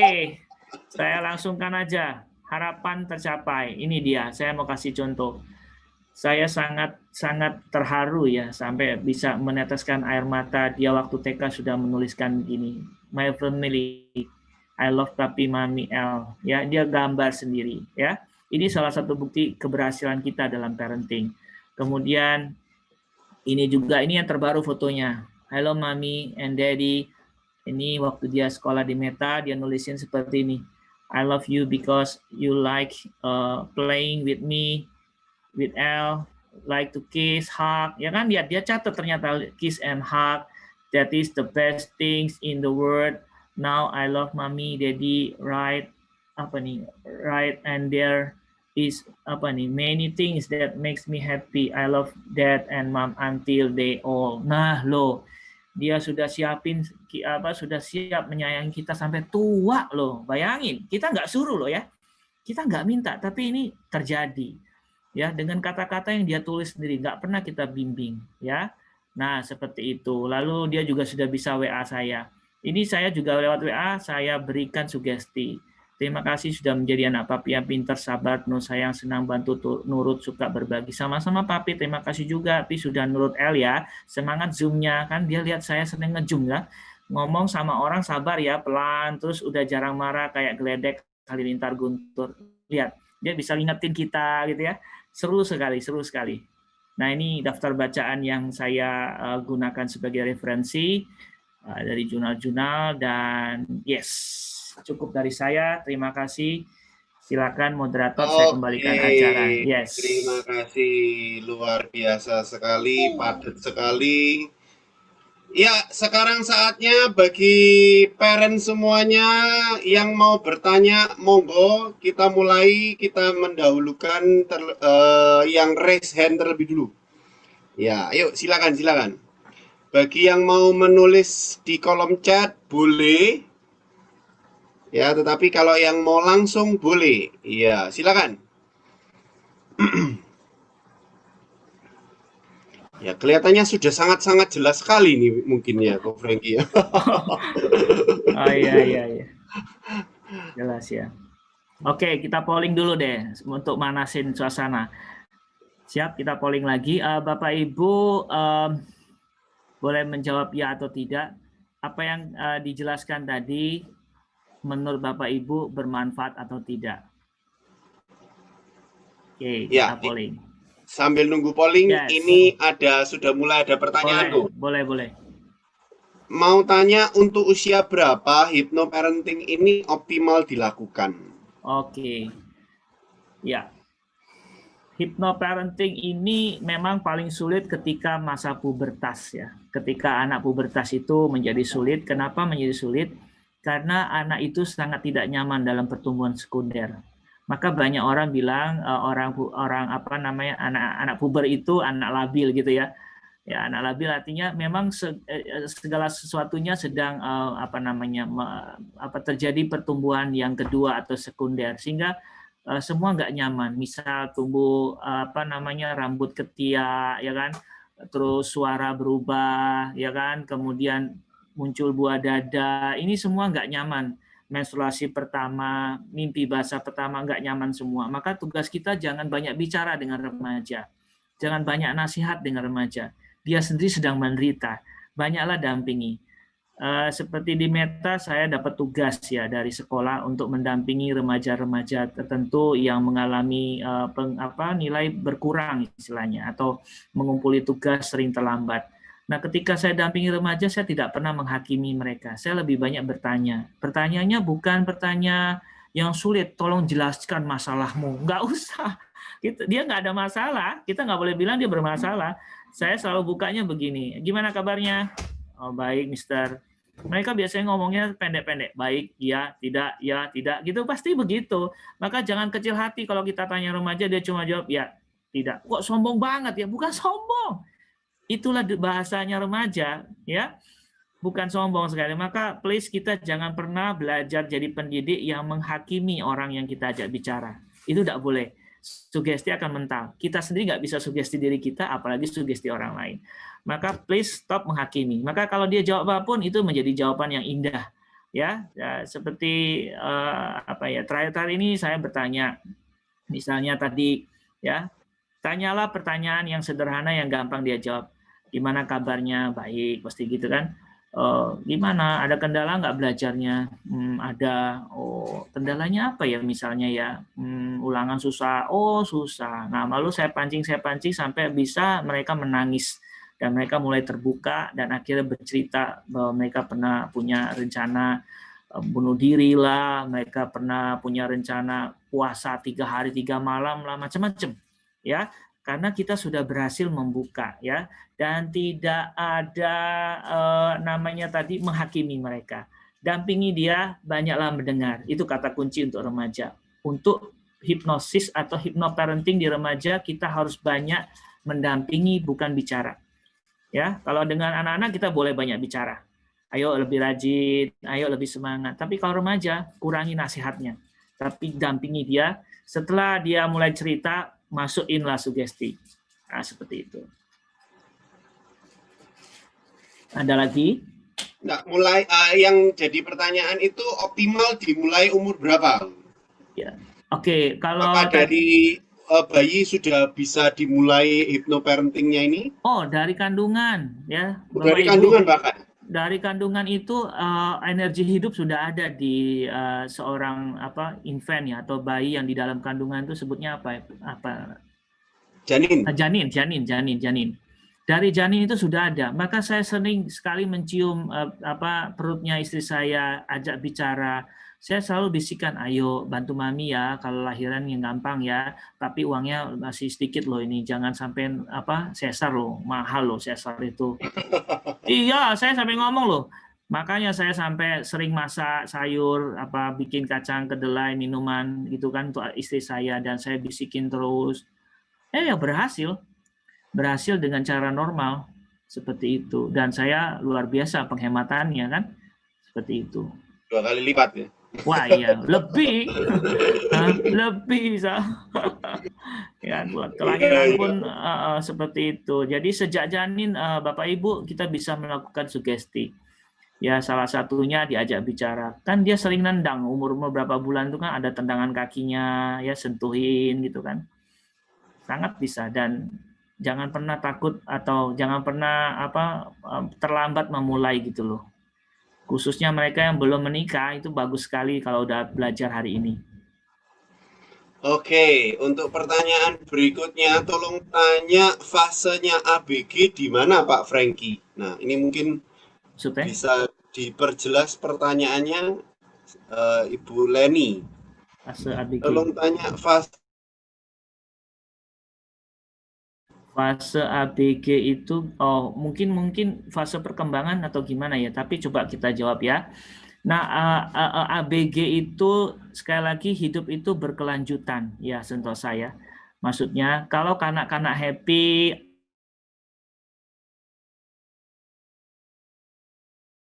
happy, kanak-kanaknya happy. Kanak-kanak happy, anak-anak happy. Anak-anak happy, remaja happy. Remaja happy, nanti dia jadi dewasa happy. Ya, berkelanjutan. Ya. Tetapi ternyata ketika remaja sekali lagi ada rumusan pendidikan seperti ini yang saya pernah dengar dari seorang profesor. Ketika pendidikan anak dia sangat terpengaruh dengan orang dewasa di sekitarnya, yaitu guru dan orang tua. Itu ketika SD ya. Ketika SMP SMA yang berpengaruh dalam pendidikan dia adalah temannya. Maka kalau fase ABG ibu bapak harus tahu temannya siapa ya. Apakah peminum atau seorang pengkhotbah. Wah. Ya kan? Seorang meditator atau seorang yang laziness. Nah, kita harus tahu. Karena lingkungan pertemanan itu sangat menentukan kesuksesan perkembangan remaja. Nah, ketika dewasa, dia baru bisa belajar dari apa yang dia mau. Ya, itu fase perkembangannya seperti itu. Oke, kira-kira begitu Ibu Eleni, apa sudah terjawab? Wah, asik nih, banyak pertanyaan nih, Sentosa. Apalagi? Fase alfa ke atas ya Pak. Oh ini. Yang dimaksud dari ya. Level kesadaran tadi ya? Ya, beta dia masuknya. Sudah di beta gitu ya, artinya tidak setiap saat seperti anak SD. Iya, betul. Kalau anak SD itu sebelum pubertas dia masih di alfa, maka hati-hati sekali bicara sama anak SD, terutama hal-hal negatif ya. Nanti dia menjadi labeling. Kalau udah labeling dia jadi mental block. Kalau sudah mental block sulit sekali. Ya. Ya, berikutnya dari Bapak Anton, kapan waktunya anak-anak diberikan smartphone, Pak? Terima kasih. Oke, ya kalau saya belajar dari Bill Gates dan Steve Jobs almarhum itu memberikan smartphone ketika anaknya sudah mau kuliah atau SMA. Mereka aja yang menciptakan alat itu anaknya nggak boleh pakai smartphone. Lah ya kita pembelinya yang nggak bikin apa-apa sejak baby, sejak TK sudah dikasih. Saya paling pantang. Maka anak saya tidak berikan smartphone sampai dia SMA. Mendingan kita belikan laptop ya supaya dia bisa belajar. Misalnya membuat presentasi, mengetik ya. Karena smartphone sekali lagi bahayanya adalah itu sangat private ya. Ibarat kata dia bawa ke kamar mandi dia bisa lakukan apa kita nggak tahu.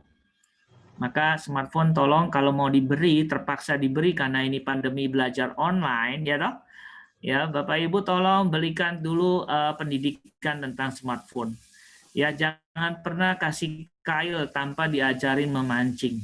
Ya, jangan pernah buatkan kolam tanpa diajari berenang. Maka anak kita akan siap tenggelam di kolam tersebut atau kail pancing itu akan kena ke bibirnya anak kita sendiri.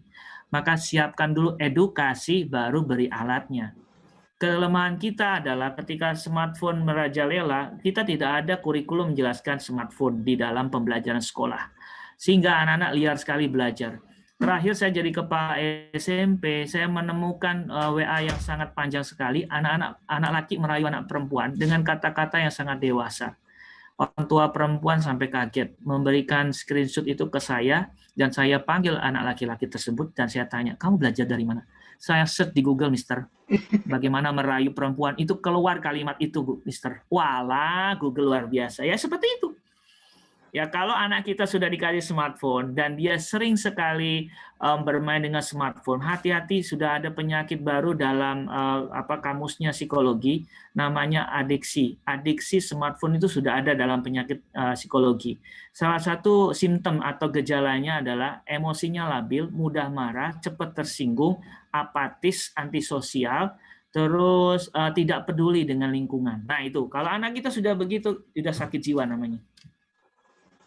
Mereka ya hati-hati. Next. Ya. Oke, berikutnya pada saat teenager cara hipnoterapinya yang efektif bagaimana tadi sudah ya. Ya, lewat pendampingan ya, bukan ya. lewat nasihat lagi. Ya, Oke. dengerin, dampingi, ikutlah. Misalnya saya kalau dengan anak remaja waktu saya mimpin sekolah SMA gitu ya, saya main basket bareng mereka, mereka kaget loh, kepala sekolah kok ikut main basket? Loh bodoh amat saya bilang. Guru-guru agak aneh dengan saya. Tapi saya nunjukkan bahwa ini dunia bahasanya mereka, yaitu pendampingan. Jadilah peer teacher, peer teaching namanya kan, selevel dengan dia gitu ya. Nanti dia akan mengerti bahwa oh ini adalah my friend gitu kan, kolega saya. Tapi dia tahu bahwa kita gurunya seperti itu. Oke. Ya. Berikutnya, sugesti positif dapat dilakukan kepada anak itu dari usia berapa hingga usia berapa, yang paling baik pada saat tidurkah? Apakah harus teratur sugesti yang kita masukkan sebagai hypnosleep? Ya, Nah ini ini Sentosa udah bisa jawab. Sentosa bisa jawab ini. Silakan. Tadi sudah dijelasin tak? nggak apa-apa, dari aku Frankie aja langsung. Ini langsung berentet-rentet soalnya. Oke. Ya, Mungkin bisa betul. singkat, padat, jelas, Iya, yang langsung mengena Iya, gitu ya. betul. Kalau bisa memang konsisten ya. Konsisten itu membuat kayak pattern, pola. Ya, kalau kalimatnya pun kalau bisa konsisten. Jangan hari ini tekun ya, besok yang jujur ya, besok rajin menabung ya. Kok beda-beda iki. Kok akeh tenan gitu loh. Oh. Nanti jadi apa floating, banjir informasi, itu repot. Satu kata yang sangat penting dulu yang kita perlukan. Salah satunya misalnya tekun gitu ya. Ya udah tekun, setiap hari tekun ya nak, rajin belajar, itu penting. Sayang mami papi, udah buat satu kalimat yang merangkum semua dulu, jangan ganti-ganti gitu ya. Supaya ini polanya sama masuk ke dalam bawah sadar anak. Itu Sentosa. Oke. Berikutnya, untuk konsultasi lanjutan ke Pak Frankie bagaimana? Oh, bisa. Nanti Bisa. lewat grup di WA ya. Nanti bisa kita share. Terus bisa paling gampang masuk sekolah Meta aja. Udah pasti konsultasi dengan Mr. Frankie free. Oke. Ya, hard Siap. selling, hard selling. Oke, untuk Bapak Andrew dari Surabaya, gimana hadapi anak yang terlanjur susah untuk menurut, sedangkan orang tua juga sibuk dengan pekerjaan? Oke. Bagaimana bagi waktunya? Ya, ya, ya.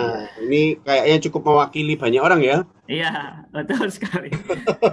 Ya, kalau anak susah menurut, pertama sebagai apa namanya orang yang menjadi hipnotis itu yang memberi hipnosis ya kita orang tua yang memberikan hipnosis atau hypnoparenting kepada anak yang susah menurut. Pertama, hilangkan dulu label tidak menurutnya. Katakan anak kita perlu perhatian, lebih positif, paham ya? Anak saya perlu perhatian, anak saya perlu waktu yang berkualitas ya. Nah, kalau dia sudah remaja, sekali lagi ajak makan bareng. Dia suka main sepeda, temenin dia main sepeda gitu ya. Dia hobinya main game, misalnya sudah kelanjur ini ya. Ajak dia main game, walaupun kita nggak ngerti, tanya segala macam. Jadi prinsipnya melakukan hipno kepada orang remaja, khususnya sekali lagi, kita harus kenal dunianya dia. Ya, kenal dunianya dia, Bapak Ibu cukup ngamatin. Maka kita tidak bisa kalau Bapak Ibu sudah beralasan saya sibuk, waktu nggak ada. Ya, pertanyaan kita, sibuk kita tidak pernah menggantikan kemesraan dengan dia. Ya, sekali lagi saya katakan hati-hati. Uang yang kita kumpulkan tuh bisa bom waktu. Yang saya katakan tadi, beberapa bulan lalu saya menterapi seorang mahasiswa tersebut. Itu luar biasa, orang tua mengeluarkan biaya udah banyak sekali loh untuk anak tersebut. Kuliahnya macet, ya kan? Bayar terapi sana sini, belum lagi dia di sel oleh psikiater, di penjara dia supaya tidak bunuh diri, itu bayarnya piro kan gitu. Artinya apa? Uang yang kita kumpulkan akhirnya habis ludes, dan pikiran kita waktu itu juga nggak happy jadinya. Kenapa? Anak kita bermasalah. So please jangan bilang nggak ada waktu, ya pasti ada waktu kok. Usahain ada. Ya, kalau pekerjaan tertunda tuh kenapa? Terlalu banyak yang kita targetkan. Itu minta bos, ya suruh bosnya gantian. bagi tim. Ya. Lah sempetin lah ya, karena itu anak kita. Jangan sampai kita melewati masa dia remaja loh, kasihan. Tiba-tiba dia married udah berpisah. Sayang sekali. Maka saya sudah puas banget sama anak saya waktu baby, ya kan? Waktu anak ajak main segala macam. Gitu. Oke, berikutnya dari Fonda. Apakah hipnoterapi dapat untuk menghilangkan ketakutan akan sesuatu? Misal takut dengan jarum suntik. Misal Kamis besok ada vaksinasi, saya cukup khawatir di masa pandemi ini karena biasanya prosesnya cukup lama, nangis-nangis dulu, dibujuk dan lain-lain. Ya, Ya iya. Makanya di beberapa rumah sakit ada tulisan begini, tolong jangan jadikan kami kambing hitam terhadap anak ibu. Ya kan? Dokter itu di rumah sakit itu ada apa kayak banner gitu ya, gambar dokter. Nah, ibarat kata dokter tuh ngomong kepada orang tua, tolong jangan jadikan kami kambing hitam, gitu kan? Maksudnya gini, kadang-kadang orang tua kan begini ngomongnya, ayo tak suntik ya, tak ajak ke dokter loh ya, kalau kamu nakal, suntik ya, ya kan? Sehingga itu yang membuat dia takut. Dan hipnoterapi untuk masalah itu sangat gampang, sangat mudah, sangat cepat sekali. Karena saya sudah sering melakukan hipnosis kepada anak-anak yang takut jarum ya. Yang saya ingat sekali takut nyebrang karena pernah dia nyebrang ditabrak orang. Sejak itu dia takut nyebrang. Ya, lalu saya hipnoterapi kurang lebih 10-15 menit dan saya langsung praktekkan dia untuk nyebrang. Dia sudah berani nyebrang karena saya sudah menyentuh bawah sadarnya untuk diubah bahwa menyeberang itu nggak menakutkan. Yang kemarin terjadi sudah terjadi. Kamu harus bisa terima dan segala macam dan akhirnya bisa. Nah, untuk anak-anak ketika dia takut maka ibu bapak dampingi di sampingnya. Lalu kalimat positif disampaikan, jarum suntik memang sakit, jangan bilang tidak loh ya, itu namanya sugesti bohong, nggak sakit kok nak, nggak sakit, bilang aja sakit memang, tapi seperti digigit semut. Contoh ya, saya pernah ngajarin L juga gitu, ini loh contohnya jarum suntik itu seperti ini, saya cubit dia seperti gigitan semut, cit, gimana? Iya sakit Pi, lama nggak? Enggak, ya itu jarum suntik. Oh gitu aja Pi, iya. Nah, dia akhirnya berani. Ya kadang-kadang kita ingin sugesti anak, kita sendiri takut ngomongnya, kita sendiri ragu-ragu. Nah ini yang jadi masalah. Keraguan itu terbaca oleh anak.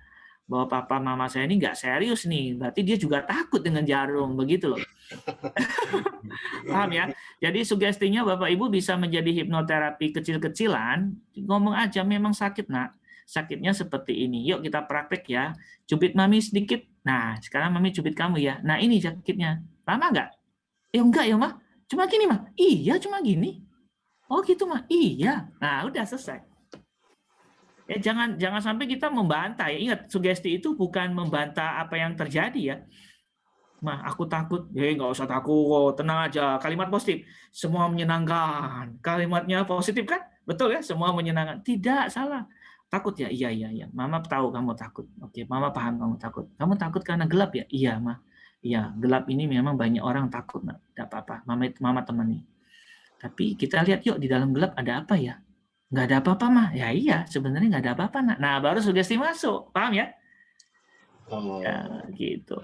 Ini teknik hipnoterapi yang perlu kita pelajari. Ya sederhananya seperti itu. Oke, selanjutnya bagaimana cara hipnoparenting ke anak ketika anak kecewa yang sudah diajarkan tidak sesuai dengan kenyataan di luar, seperti kita mengajarkan buang sampah di tempat sampah, sedangkan di luaran banyak yang buang sampah sembarangan. Lampu merah harusnya stop, banyak yang terobos. Nah, ini bagaimana? Nah, yang kita ajari sekali lagi tindakan membuang sampahnya. Kita tidak boleh mengajarkan kepada mereka atau kita harus ingatkan kepada, nak, ini adalah cara kita hidup supaya lebih baik. Loh, mah, tapi orang lain gimana? Ya, kalau orang lain seperti itu, tugas kita ada banyak macam. Satu, mengingatkan kalau mampu. Kedua, mengambil sampahnya, bantu buang. Ketiga, ya kalau kamu nggak bisa semuanya, ya biarin aja. Dia, kamu. Ya gitu. Kita harus ajarkan bahwa dunia ini tidak semuanya indah. Ya, maka saya senang kalau sekolah itu nggak berseragam sekali-sekali. Kenapa? Kita ajarin bahwa kehidupan itu begitu, nak. Kalau sekolah berseragam terus, kadang-kadang kalau setiap Senin sampai Jumat atau Senin sampai Sabtu selalu berseragam, kita sebenarnya kan menipu anak. Bahwa dunia itu ternyata seragam. Oh enggak, ada yang bajunya branded, ada yang bolong keteknya, belum dijahit loh. Sletingnya kendor ya tuh. Itu kehidupan, ya kan? Kaos kakinya sampai melar-melar gitu kan, kelihatan. Ada yang bajunya itu luntur, kelihatan. Nah, itu kehidupan, nak. Jadi baik itu harus kita lakukan untuk kita. Apakah kita membantu dunia? Iya. Lah, tapi mah orang itu kan mengotori. Iya, betul. Tugas kita untuk mengingatkan. Bisa nggak kamu ingatin? Nggak berani mah, belum siap. Ya sudah, biarkan. Ada waktunya kita membiarkan. Kita tidak menjadi orang sempurna dan akhirnya nanti perfeksionis, marah-marah, bunuh orang lagi, repot kan? Kamu tidak buang sampah, dikejar-kejar lah, repot. Ini kita mau ngajar apa sebenarnya? Buang sampah atau ingin membenci ke kotoran? Ya lain toh. Menjaga kebersihan atau membenci kekotoran. Ini beda loh. Nah, itu.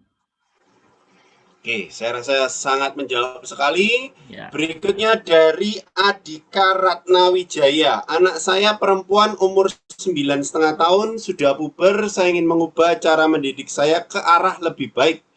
Seperti poin-poin yang disebutkan tadi. Bagaimana menanamkan trust-nya kalau di fase ini kita tidak bisa terlalu banyak ngomong ke mereka. Betul. Maka Bapak Ibu kalau dengan anak remaja jangan tanyanya ala kadar loh. Karena saya sudah berpengalaman juga banyak anak itu tidak diketahui kalau dia lagi stres oleh papa mamanya, padahal papa mama itu sering makan bersama, kumpul bareng ya, tinggal bersama, ada waktu maksudnya tidak full kerja gitu ya. Tapi ternyata nggak tahu kalau anaknya sedang stres berat sampai puasa 3 hari, bahkan ada yang mau coba bunuh diri gitu loh. Kok bisa? Karena kita sering bertanyanya ala kadar. Udah makan belum? Sudah mah. Iya, kita harus lihat intonasi dia jawab, ekspresi air mukanya. Maka video yang di awal tadi mengatakan be present. Be present tuh hadir ya, hadir di sini, hadir bersama anak. Lihat air mukanya.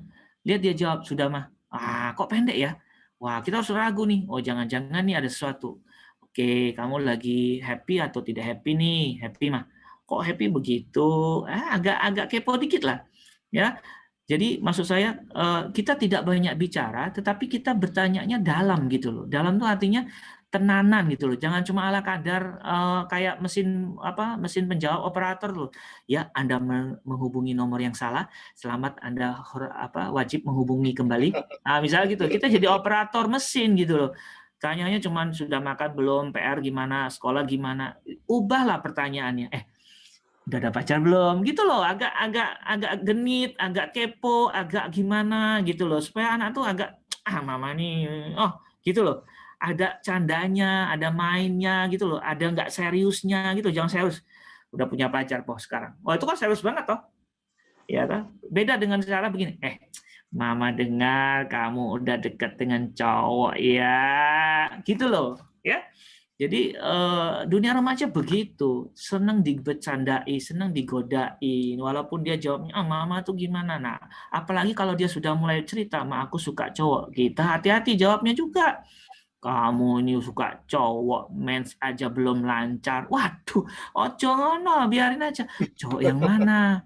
Boleh nggak mama kenal? Ada fotonya nggak?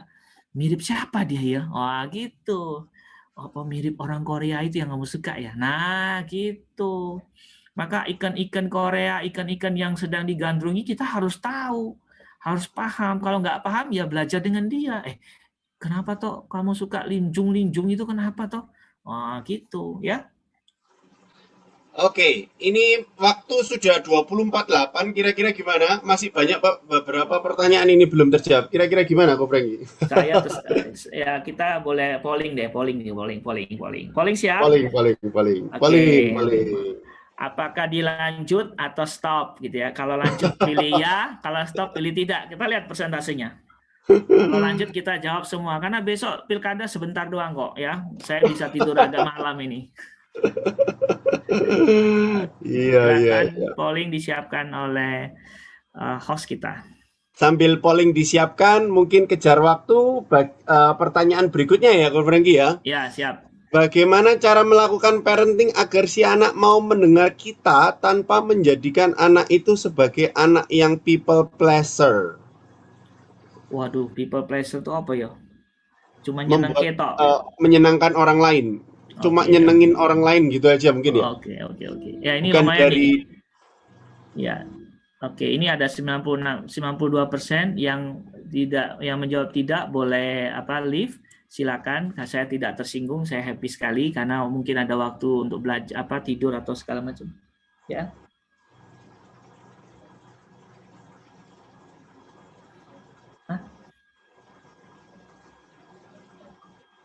Ya sudah tidur aja, nggak apa-apa besok. Si El mau sikat gigi tapi udah ngantuk, tidur aja. Oke, gimana tadi pertanyaannya? Ya, cara Oh ya, cara melakukan melakukan. parenting agar hypnoparenting mungkin yang dimaksud ya, agar si anak mau mendengar kita tanpa menjadikan anak itu sebagai anak yang people pleaser. Ya, menjadi people pleaser atau orangnya iya yes man gitu ya maksudnya kali ya. Yes, man, ya, ya. Oh, ya, sekali lagi itu semua tergantung dari model kita atau role model kita ya. Jadi kadang-kadang kita perlu buat semacam pertanyaan. Menurut kamu, nah ini saya sering, menurut El gimana kalau begini? Nah itu memancing dia untuk critical thinking. Ya jangan sampai kalimat itu semua kalimat kalimat ajakan saja. Ayo gini. Sekali-sekali buat kalimat yang menggoda dia untuk berpikir. Menurut kamu kalau begini gimana? Maka tadi WA terakhir saya kasih ke ibu bapak, saya tampilkan di WhatsApp, dia negur saya toh kalau Zoom tolong papi jangan marah-marah. Ya pelan-pelan ngomongnya, ya kan? Nah, itu salah satu setelah saya ajarkan tentang bagaimana kita tanyakan pendapat, ya. Maka ibu bapak sekali lagi dinamika hypnoparenting itu sekali lagi bukan sugesti aja, tapi juga bisa kita buat sebuah drama, ya. Kadang-kadang saya main drama. Papi jadi L jadi papi. Nah, saya mulai belajar jadi L yang nakal. Tapi sini Pi, bantuin L. Nah, gitu. Saya suka main role play. Role play itu dia jadi ayah, saya jadi anak yang nakal, terus dia jadi ayah seperti apa? Ternyata dia sabar sekali. Sini. Nah, gitu. Nah, kadang-kadang begitu. Itu pun salah satu hypnoparenting bahwa bermain peran itu jadi dia tahu, oh jadi ayah tuh nggak gampang ya. Oh, jadi ayah harus begini ya. Nah, seperti itu. Oke, berikutnya dari Renata. Bagaimana cara hypnoparenting untuk memotivasi anak supaya dia sendiri bisa berprestasi dalam hal yang dia senangi? Ya, mungkin kehilangan motivasi mungkin ya dalam kondisi sekarang kehilangan motivasi. Bagaimana cara memberikan hypnoparenting supaya jadi termotivasi lagi untuk mengejar prestasi? Kira-kira kurang lebih begitu. Ya, ini ada satu clue yang kita dapat dari Buddha Gautama.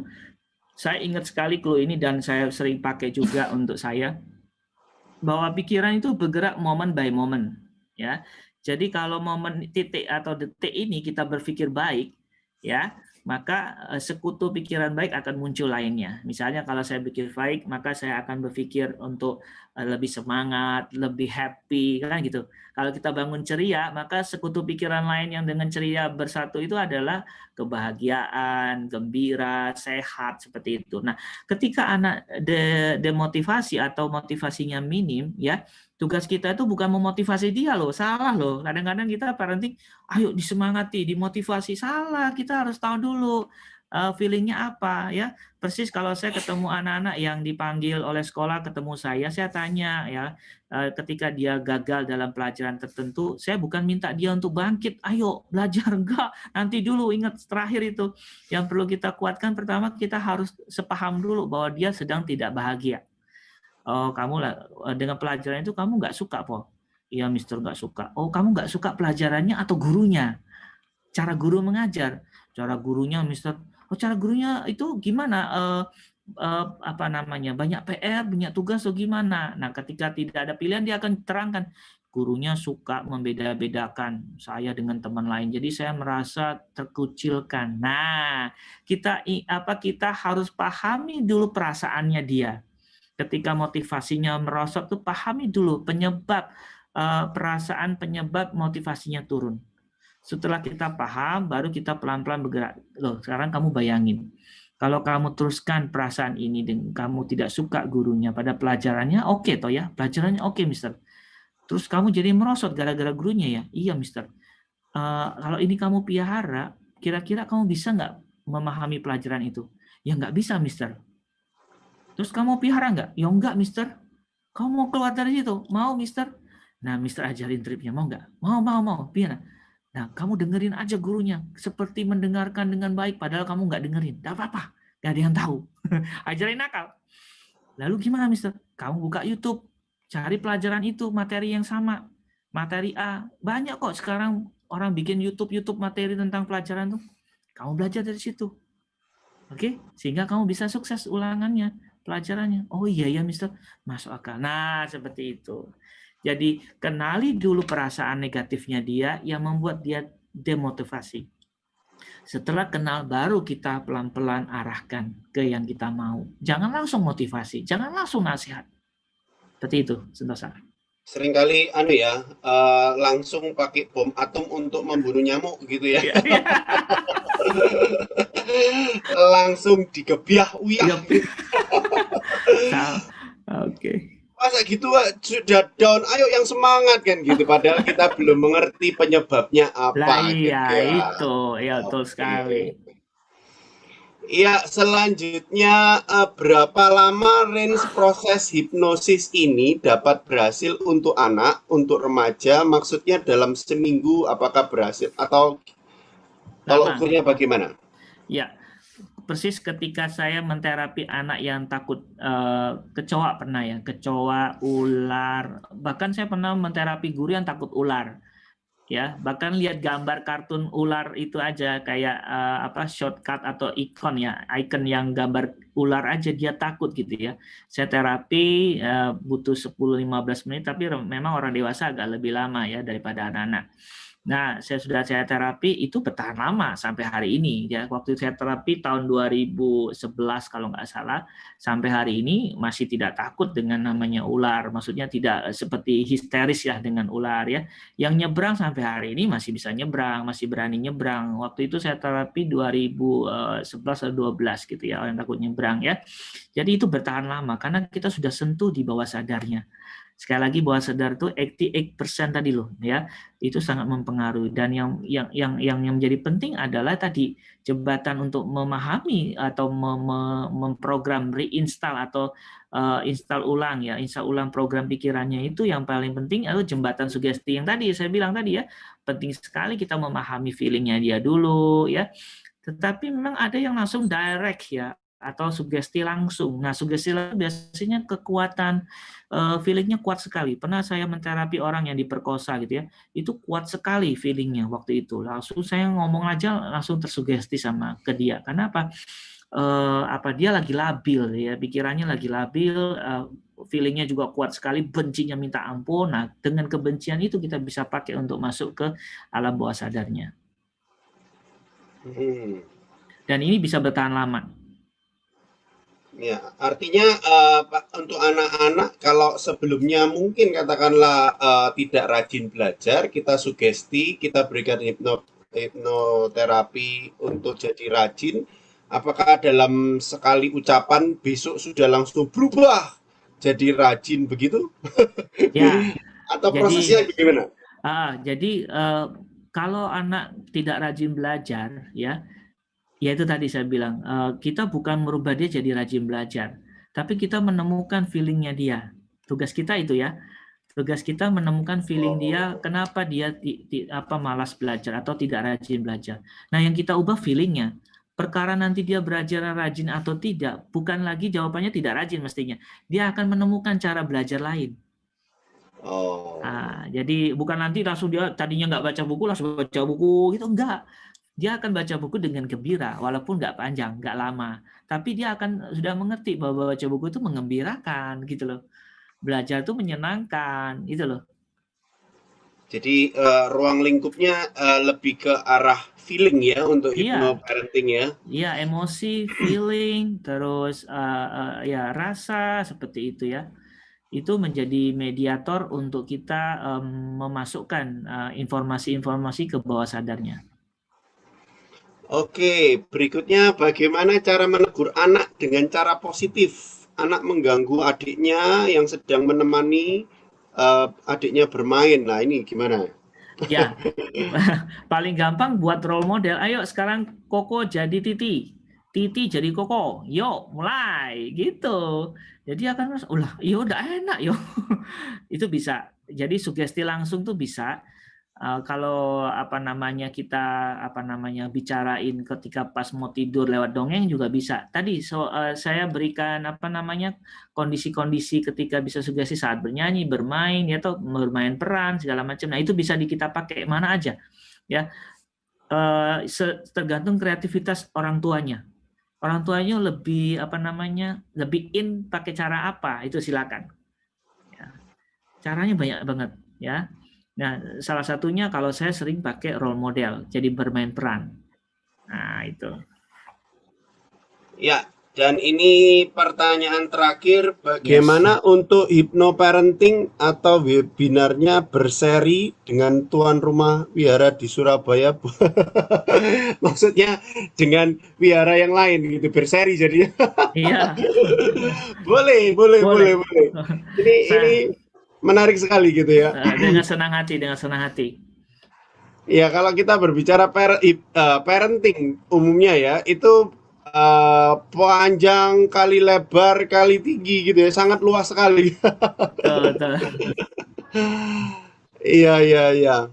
Oke, tidak ada pertanyaan lagi. Ya, pas jam 9. Yes. Mungkin dari Ko Frankie ada closing statement. Ya. Dari saya sederhana saja. Menjadi parent atau menjadi orang tua itu nggak ada ilmunya, nggak ada sekolahnya. Maka sering-seringlah kita ikut belajar seperti malam hari ini, baca-baca buku, baca-baca jurnal, ya, itu untuk menambah pengetahuan kita. Itu satu, karena memang nggak ada sekolahnya. Dan kalau kita gagal nggak apa-apa, minta maaf aja dengan anak kita.